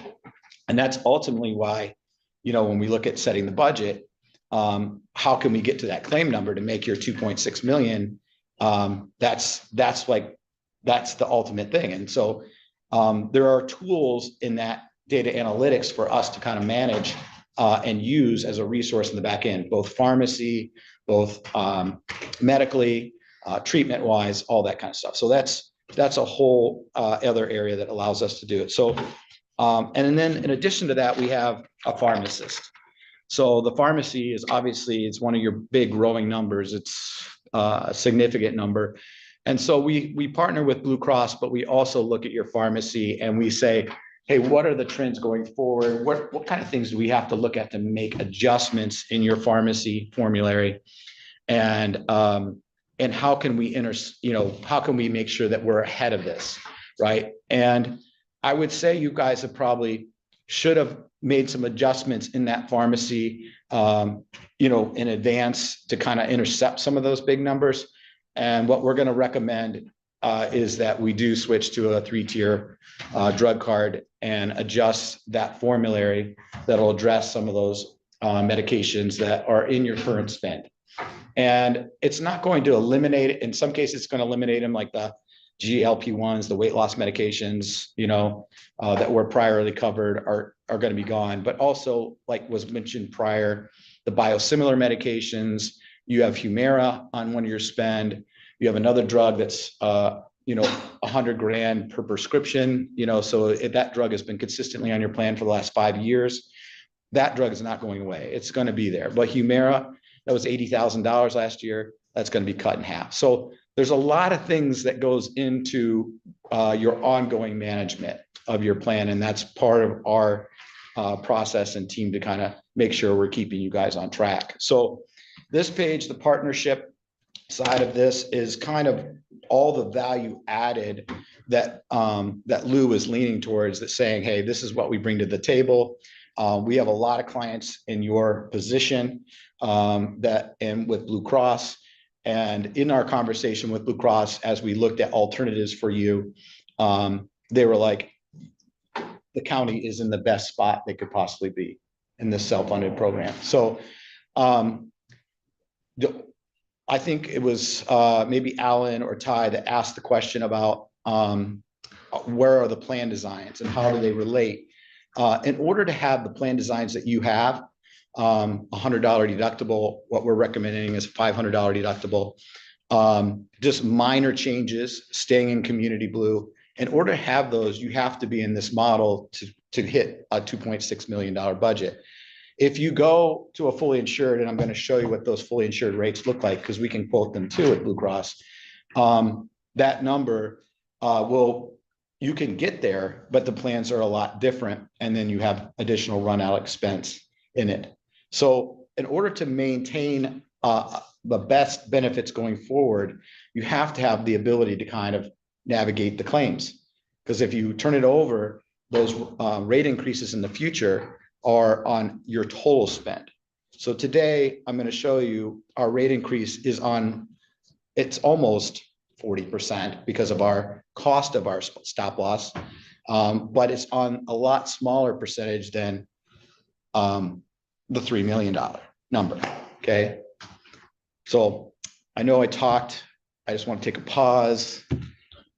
If you want to add anything, if there's any questions about that, and then I'll get into some of the numbers. Yeah, you talked about data-driven decision-making in real time. When you talk about that, how quickly do you get, the data that's coming in about the claims? We have a 1 month lag. 1 month? Yeah, so we get it the following month. So you would get all the claims that the county has made the next month from what they did this month? Yes. And then you put that into the AI to determine what you're gonna see coming out in the future? Yeah, Blues pushes it immediately. As soon as it comes through their system, it pushes into our software. We're connected to So them. you do that, not Blue Cross? We do it independently. Yeah. And go. But then how quickly do you get back to us to how we can use it to affect us? Well, I think that's one of the things Lou is so excited about, because we can watch it on a monthly basis. So we can look and track it. So I'm going to make some assumptions. I heard a lot of people talk about that some of this is like an educated guess, right? Or your past claim history, which is very true. So I'm making assumptions in your budget based on factual information, but also repricing it. And so you need that data on a monthly basis to go back and say, are we on the right track? Is it tracking to 2.6, or are we more along the lines of 2.2? So you don't have to adjust it 3 months later, So, but how do we get it back so we can get it to our employees? Do we get it back, or don't we're not allowed that information? we give aggregate information. Certain individuals can have, individual information, but we don't give that information to the employees. It's really more of a management tool for us and the HR team to say, are we doing the right things? What are the areas of focus that we need to focus on? How can we go out and, maybe schedule some meetings for Lou to meet with these individuals and talk about where best to get care? Or Bottom seek them line out. is, How? I can be here once a month. Yeah, how with we new can save numbers. that money, or what we can do that would help us keep it within the 2.1 or 2.6 million, whatever it is. Exactly. Is that what you're saying? Yeah, exactly. Yeah. Yeah. And it will actually say, if we have conversations, this person is tracking here, maybe we should talk to them about a free diabetic program that's available. Maybe we should show them that there's a resource where you can use virtual medicine and not use the ER for migraine headaches. There's things like that within these tools that allow us to do it. Now, there's protections, privacy protections that we have to be careful that we don't violate, or, but this information is out there. So, and that's a whole nother thing that I want to talk about for future years of how to use our information and then give all the county employees access to primary care at no cost. So they can go and have primary care. They work within our system. That's a conversation for another day. But it's important to protect the individuals from information going out. That's why we don't give it out. It's all back on our management and our team. Yes, sir. You mentioned some drugs that would be reduced in price, or maybe just alternative drugs would be available. Then you mentioned Humira. I think I pronounced that right. So for all these drugs that would not fall within the covered category, do you make sure that there's alternative drugs are available for folks? Yeah, we're not really, we're not changing anything today. I mean, we are going to be recommending a change to the formulary. But yes, so that is an industry standard. Like Blue Cross made that standard. They're no longer covering Humira, they're covering the biosimilar. So the biosimilar is essentially the same drug, but a quarter of the price. So I can take that spend that was $80,000 and reduce it by 3/4 on your projections for going forward. Right. So there are alternatives, and that's That's really dictated by Priority Health, I mean, Blue Cross Blue Shield and their group. But what we can do in the future is we can analyze it, and I did it last week for your organization, is I took all your pharmacy data and sent it out to analysis to have it re-rated. So to have a independent resource look at it. And they came back with a number that was like around $400,000 in savings if we started accessing the Mark Cuban programs, doing those kind of things. And you can do that within Blue Cross. You don't have to leave Blue Cross. So these are things that we can get to. But we have to start someplace with adjustments. And the first adjustment is just going to a 3-tier program. So that option for the immediate savings was almost exactly the same of what the reduction is going to be just to go to the 3-tier within Blue Cross. So it didn't make sense today to make that change, but it's nice to be able to see it and then start giving people access. Hey, how do we access the Mark Cuban program? How do we make that part of our process within the county? How many members do we have? 98. 98.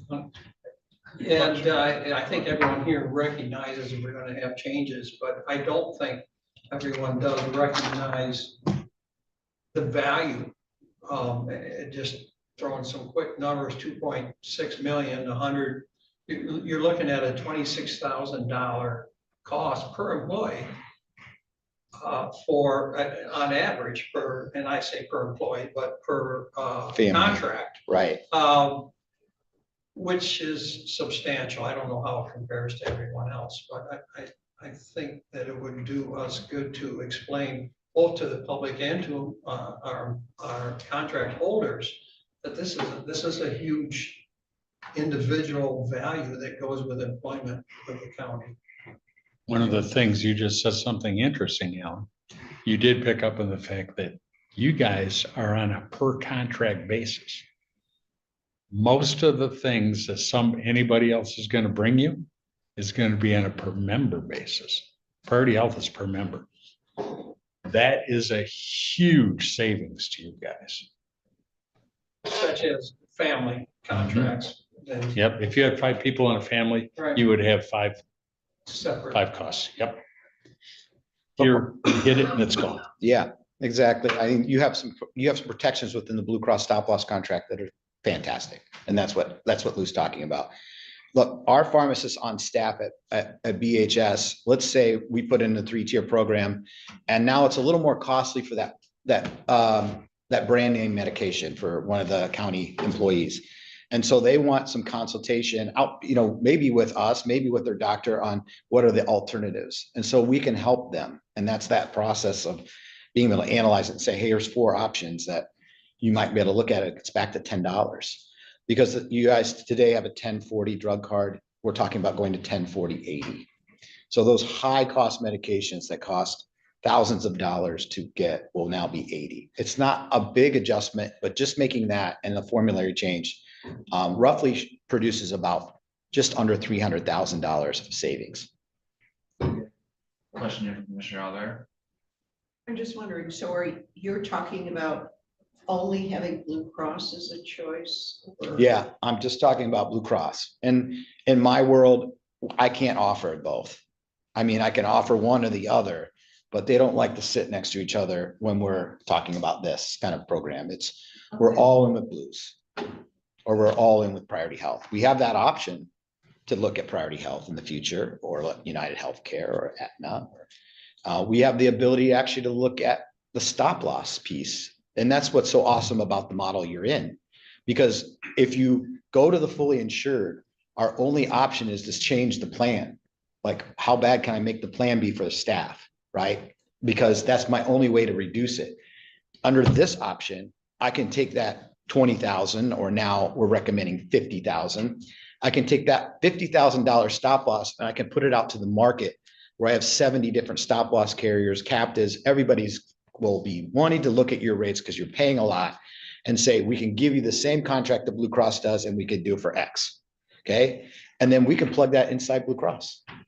So all the member sees is Blue Cross. They don't need to know that now they're driving an electric car. and their, gas is now, it's different. So those are the options you have in this model. You leave it, that goes away. So that's a component. The PBM, the pharmacy is a component. Who does it? You can still do it with Blue Cross. Blue Cross can still be your card. We can have something in the back end, on it. So those are all the things that drive me to say you're in the right plan. And that's why all the other employers are trying to figure out, how do I get to it? Well, one of the things last year with, you recommended that we go to a 3 or a 5-tier card, and we actually decided not to do that, I believe.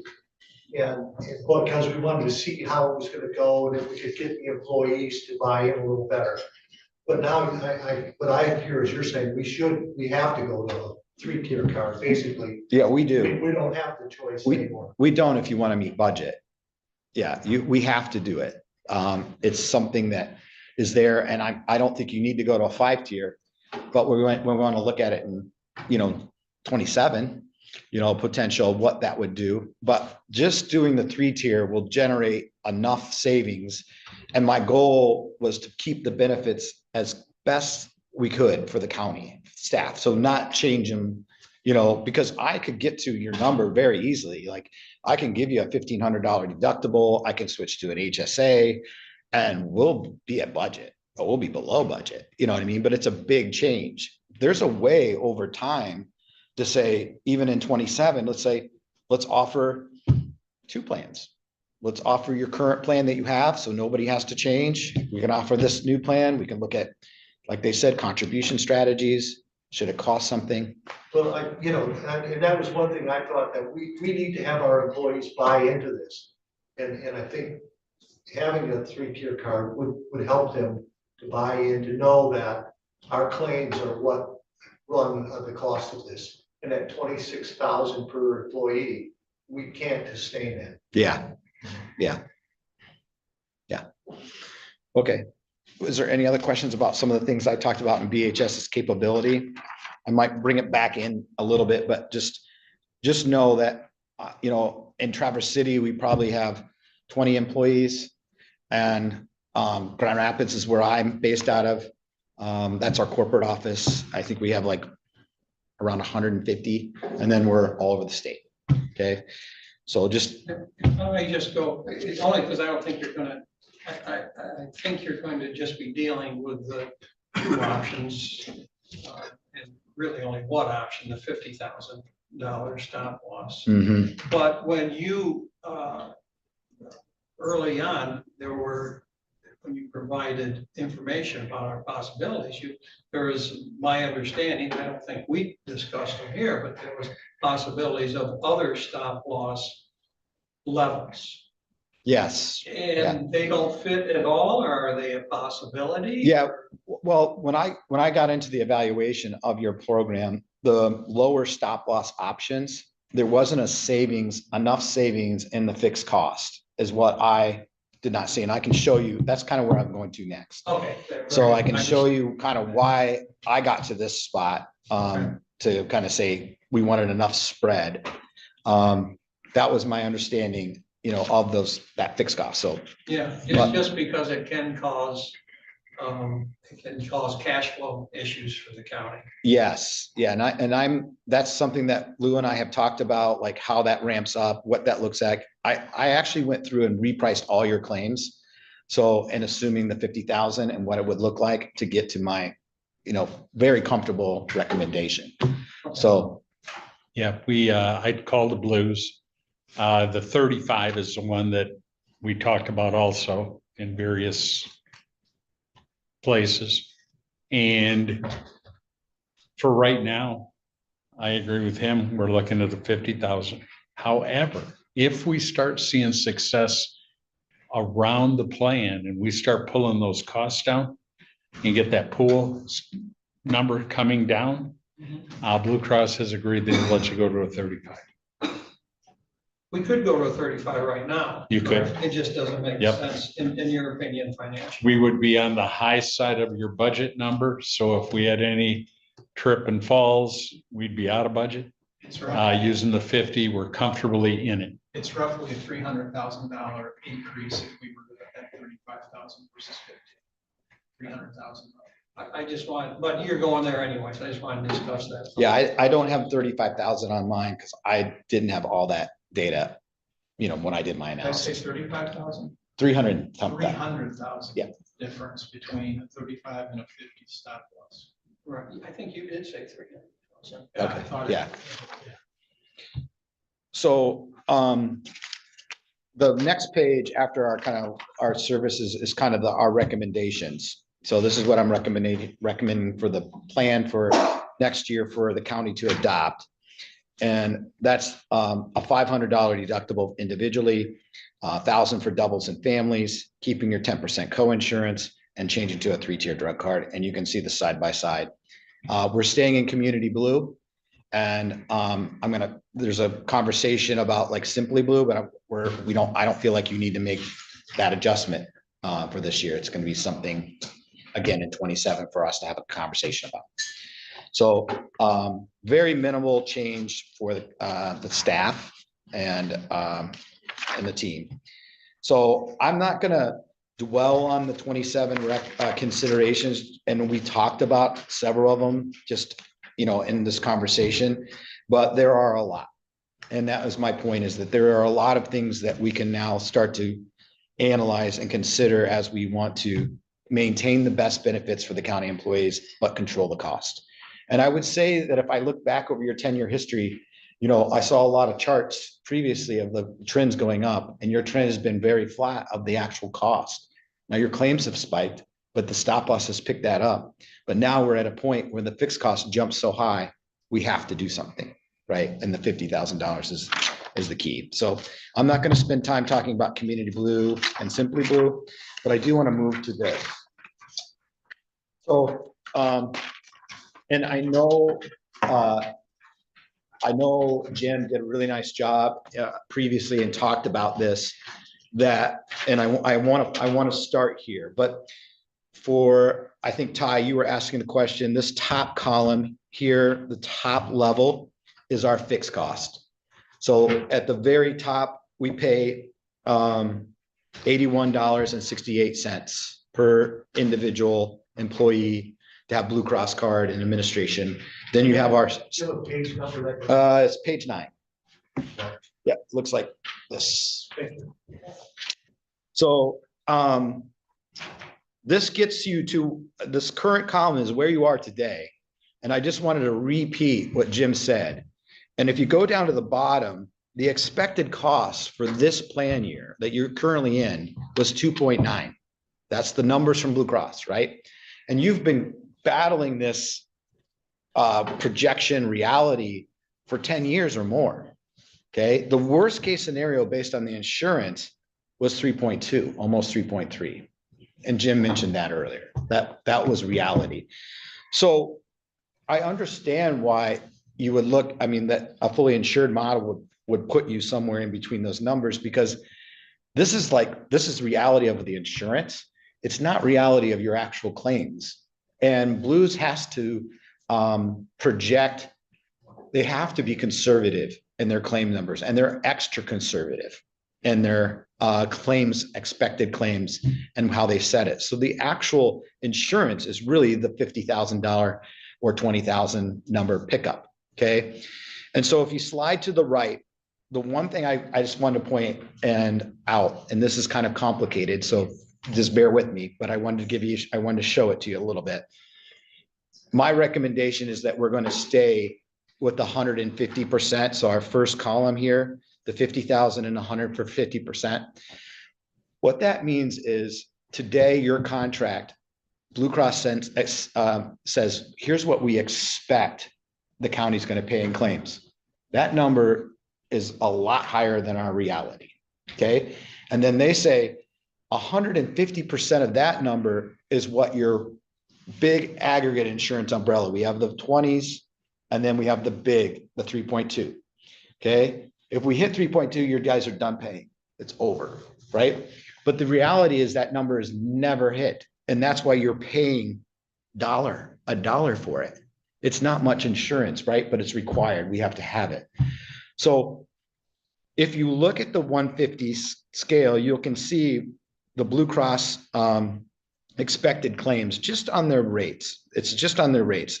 I'll actually show you a lower number that we use for our budgeting that took some Blue Cross actuarial factors involved in it. But just on our rates, it's $2 million or 2,000,001. If you say, and this is what I said to Blues, I said, most of my plans that have aggregate, we set it at 125%. So where the insurance would kick in, at the worst case scenario, everybody got sick at 125%. So you can see that Blues adjusted down the expected cost to 1.9 million. Okay. And that was just expected cost adjustment just on an insurance buy.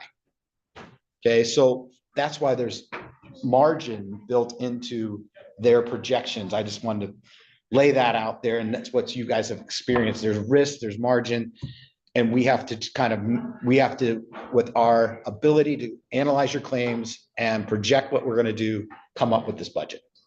Okay, so that's what I want to show you on the difference of how they get to it. Okay, so that's all I want to go on that page. I know that's kind of complicated stuff that, I mean, I could explain it to insurance people and it gets lost. So the next page, on page 10, is Blue Cross rate calculation for you guys. So this is the Blue Cross Blues renewal development piece that lays out what they believe your trended claims are going to be. They adjust it. You can see the adjustment for their provider discounts, their discounts that they get in from their negotiations, which is great. And then also they're making an adjustment for us going from 20,000 to 50,000. So they added another 650,000 into it. And then a credibility factor of 64. So they got to a 1.8 on expected claims. And then our fixed costs kind of really are very close. The insurance, the admin, all that adds up to be, just a little right around our number, that $1.4 million number. So when I do the analysis on your making the pharmacy change, making the deductible change, that's roughly hard number savings just on what you spent last year to what, if you had the exact same year but do these adjustments, what it creates is a $395,000 difference in claims. Okay. So I deducted that from the Blues projection, okay, to get to if I was setting a budget, I would say 2.8, this number right here, 2,850,000. That's off of their number, right? Okay, so that's without changing anything, deductibles? nothing. Okay. Yeah. Oh, no, that's with everything. That's with changing deductibles, that's changing the pharmacy, but I can get, this is where I would get just using their numbers. But when I go back and the other thing, and I actually look at your actual claims experience, then it's, because we repriced it, going forward, we have 19 individuals that are ongoing that are going to incur over 20,000. Okay. So we can recalculate what that's going to be. All day long, I get to somewhere between 2.2 to 2.6 million dollars in claims. And that's not including rebates that would come back or changes with how people deal with healthcare. So it's a pretty safe adjustment. What's the potential reduction in increase in our staff payments? I mean, right? I mean, one of the issues is you're talking about additional costs for a family of maybe $1,000 a year. That's if they're using healthcare. Yeah, if they have so our deductibles only apply for like inpatient hospitalization. Otherwise, the co-pays, the things they see at the doctor, the prescriptions, they're really pretty close. Under than that $80 higher tier, the more expensive medications bump up to 80 from 40. And then from $100, they have a max of 500 on an individual. And then you have a max of 2 times for a family. So if both family members got really sick, they would pay that 1,000. So it's not an automatic And 1,000. one of the advantages of being with the Community Blue program is you pay significantly less out-of-pocket co-pays, because if you go to a doctor and they do tests and all that, it's all bundled into one co-pay. And if you go to the Simply Blue, it gets unbundled, and every test, everything you go, there's an additional co-pay potential impact on the deductible and all that. And so that's one of the reasons we like sticking with the Community Blue, because it really does reduce the out-of-pocket costs to the employees. The next page is your claims experience through November. And I believe December will probably be available into this week. Yep. So we can plug that in. But what I did is I took an average for the last, what you guys have spent. And I averaged the last 2 months out, and I put you at a 2.4. It could come in a little less than that. That's what you're going in this year with a total spend. That's claims, administration, expenses, everything. And so I'm saying you're going to be maybe $200,000 over with this adjustment to that number, but it could be very realistic. It would come in around that same with these adjustments. So, but I just wanted to show you, like, this is the number it is today and what you're running today. With what I would say is an increase in utilization, a rough year medically. Any questions on? Just what was our budget? How much is this going to come in over our 2025 budget? It's the 2025 budget that you've already approved is 2.6 million. And we even had a discussion yesterday with Kathy, and we're anticipating about a $250,000 surplus from the 2025 budget. That was my question. Yeah, that if that does pan out, we'll know that probably within a month or so. If that does pan out, we would put that either into contingency or into the health insurance budget. I would prefer contingency because, as Pat is saying, we're probably going to be somewhere between 2.4 maybe and 3 million. And he's very comfortable with the 2.85. Yes. And so we would have that in contingency to do a budget amendment if that was necessary. But if not, we wouldn't have to do it. That's why we prefer that surplus be in contingency than directly into healthcare.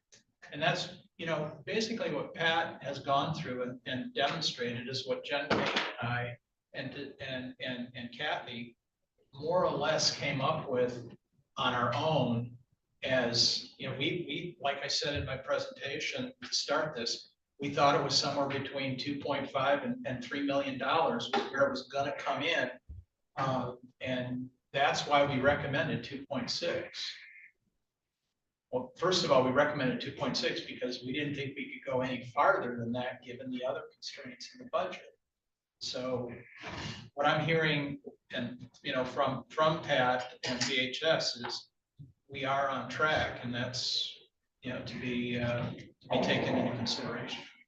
Go ahead and say it. What? That's good news. It's good. Well, Because you haven't said that in regards to healthcare much. I'll tell you, it was, yes, it was. We had from basically October until now, had real serious uncertainty about these numbers. And we were getting things directly from Blue Cross Blue Shield, and Pat and Lou have really stepped up on, crunching them in a much more comprehensive way than Ben, Kane, myself, and Kathy could do. But it's kind of gratifying that their numbers are matching the recommendations that we made. Just kind of wrapping up here, I wanted to show you that we did go and request a fully insured quote.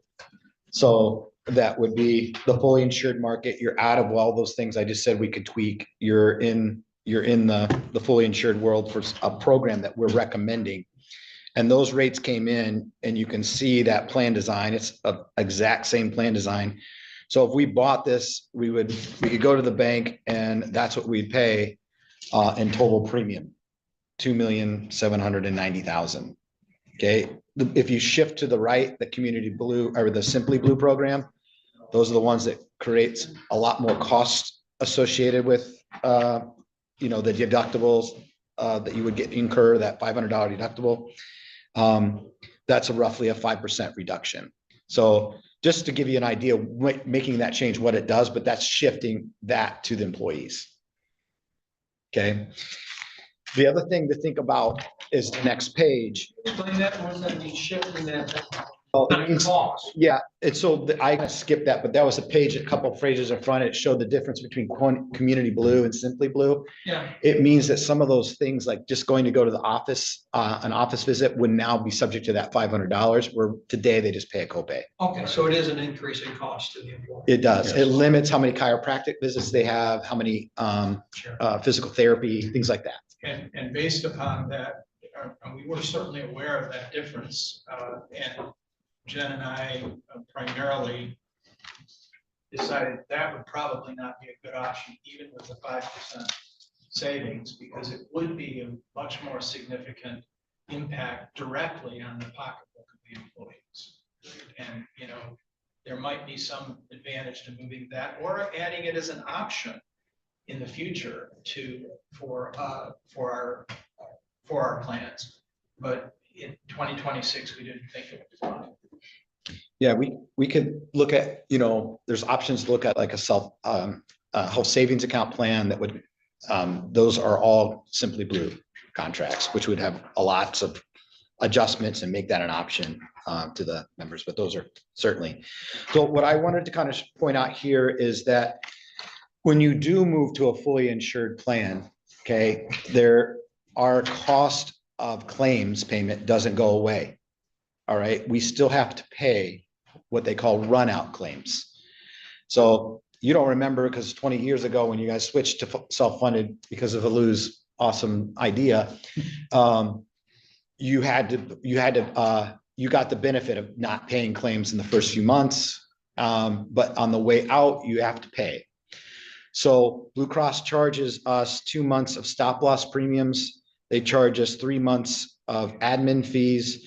And then we estimate what that claims run out would be at about 2.5 months of just average claims. So that's where I come up with that number that we would add to all together, that you can see down here, $690,000 to the fully insured premium in the first year on the run out. And Blue Cross has up until 24 months later to have a final settlement. So if they've collected too much money in our run out, they hold the money until the full time period passes where we would have to be responsible for paying those claims. So in any fully insured model, we'll have to pay run out expense. So I just want to make sure you know that, because that's something you have to add. Now, I could get to a plan. You can see the Simply Blue plan, and now if I start going to a 1,500 or something else, I can get to maybe a $2.2 million fully insured, and then you could add our fixed cost to it, run out, and we'd be at 2.6. So I can get to the number you want, you know, but then the plans aren't too great for the team, right? So that's what I wanted to show you. That's part of when you make this decision, if you want to go fully insured and get out of the risk sharing world. That's a part of the deal that comes with it. One of the things the Blues brought up, not only was this, but changes Simply Blue, even change to the drug card. They sent me what they call a disruption report. And what they do is they go through all your claims for the year, and they figure out how many people are going to be affected. And on a 3-tier drug card, it was something like 20 some people. Simply Blue was like 40 some people.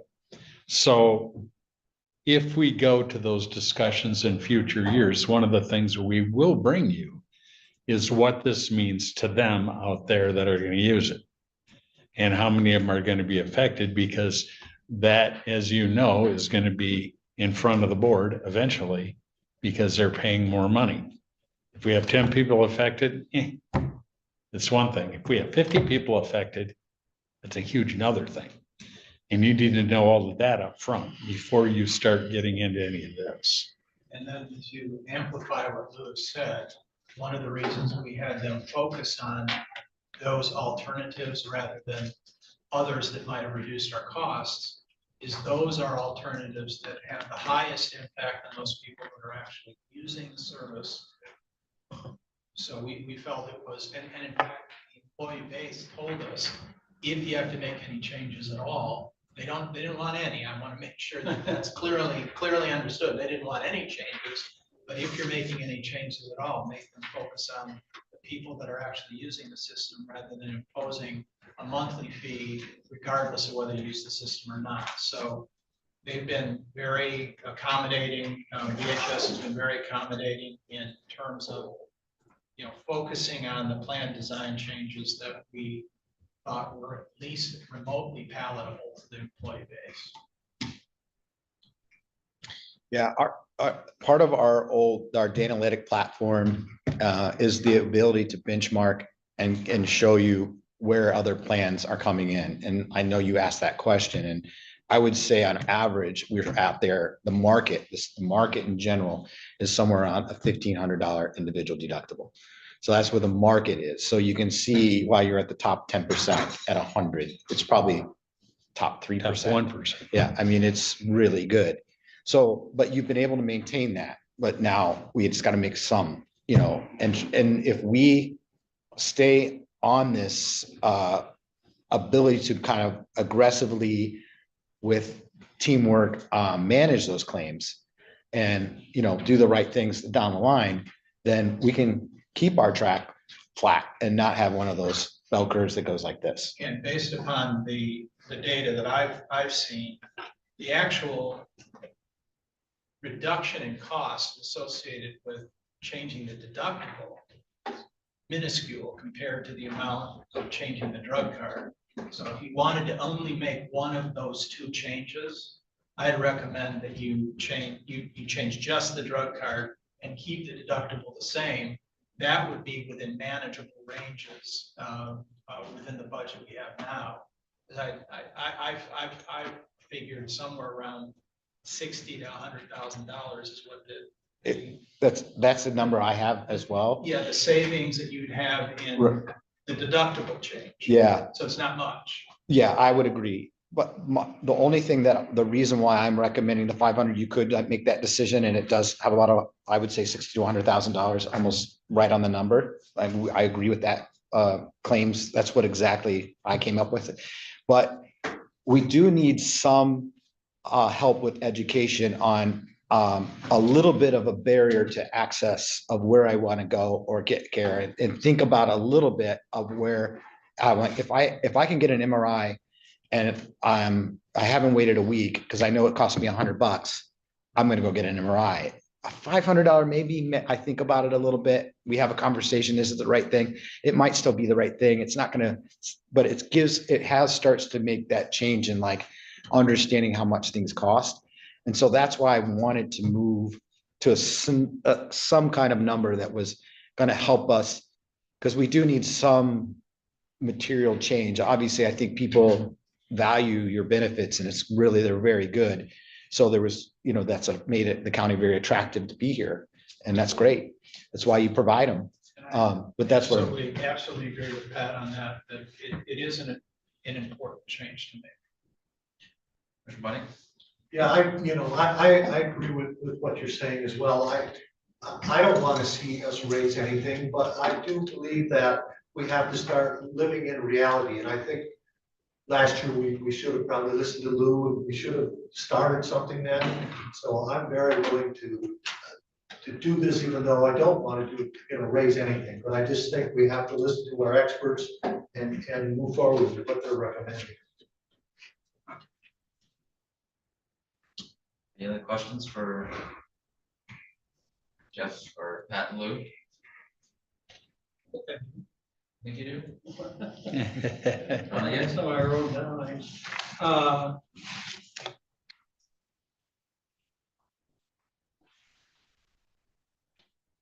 But Lou, you sold the company Right, but you're gonna be around for a little bit? Oh, yeah, signed a contract with them. Okay. They own me. Okay, very good. Just a generalized question on our policy on retirees staying on the healthcare program. As in, I think that's fairly unusual, isn't it, that maybe I'm wrong, that there isn't a that's available as a first insurer as opposed to being a backup to Medicare. About 15 years ago, I got a telephone call from the board and they said, we are canceling our retiree segment. They got to go. However, federal law says if you quit a job with the number of employees you have, they have access to your plan for up to 18 months. On their choice and on their write the check. Yep, but they can stay on it for that long. After that, they are not allowed on this one. If they're working full-time and over 65, we have to offer it. You can't exclude them. But we have a Medicare office staff, and I know Lou does Medicare as well. So we can talk to those individuals.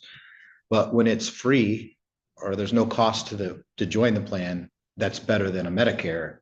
There's going to be potentially some cost to be on Medicare. So that's the difference. If you have somebody's working over 65 or Medicare eligible, we are legally required to offer them that benefit. I just, as the whole population increases, I don't know if there's been any consideration or discussion, or if there should be, I'm not talking about for this year. Is that going to become more and more of a challenge, or is it?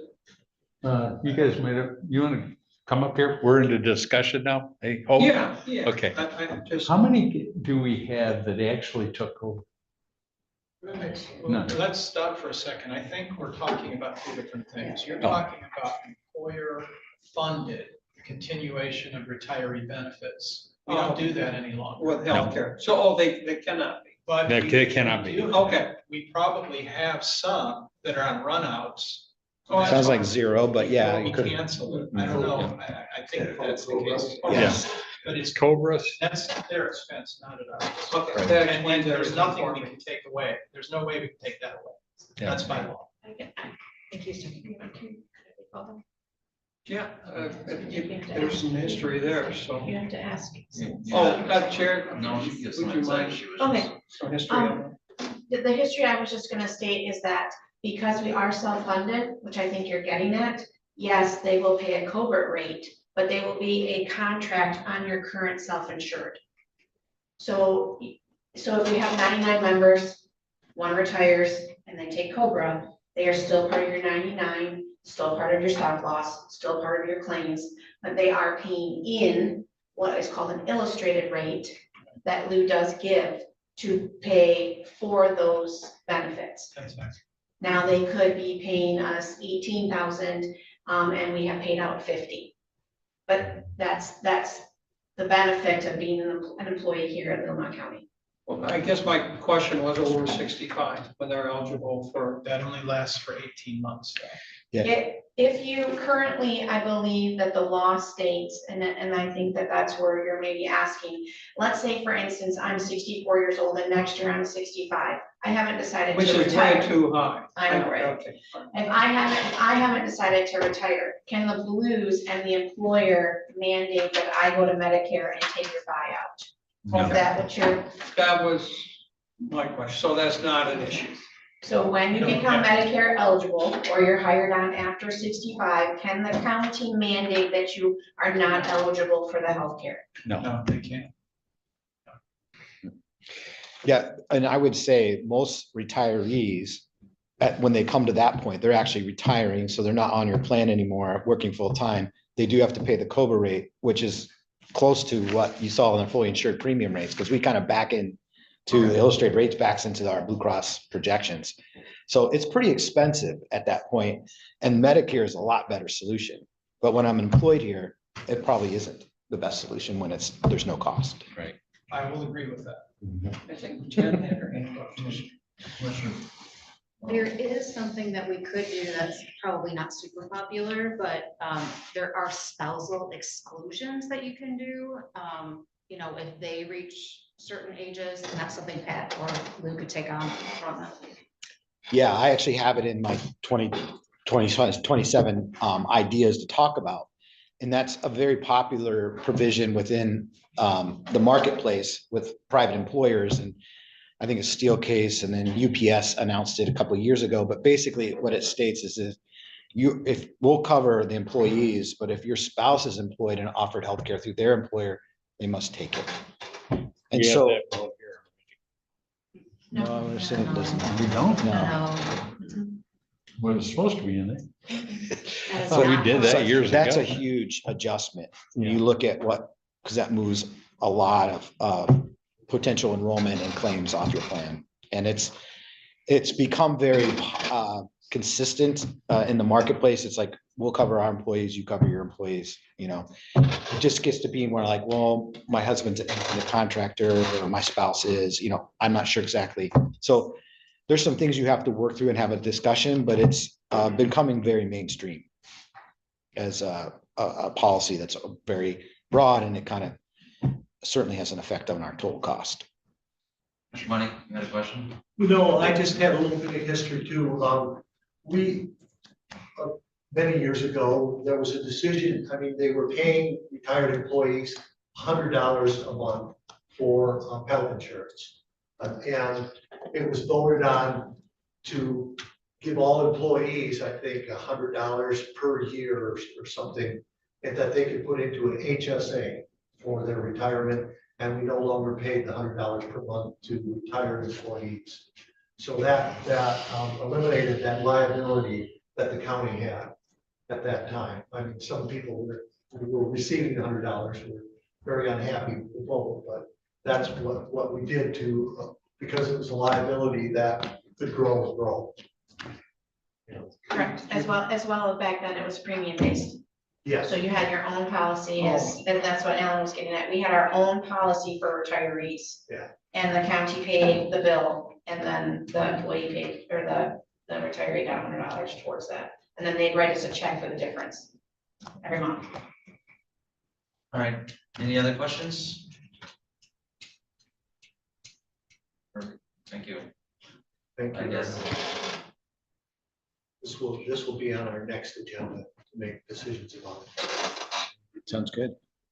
yeah, you. on our agenda for next Tuesday. So I guess question now for Jen and Kathy. I mean, does the board have any questions for them, or Do they have any questions for us? any questions for us, I guess?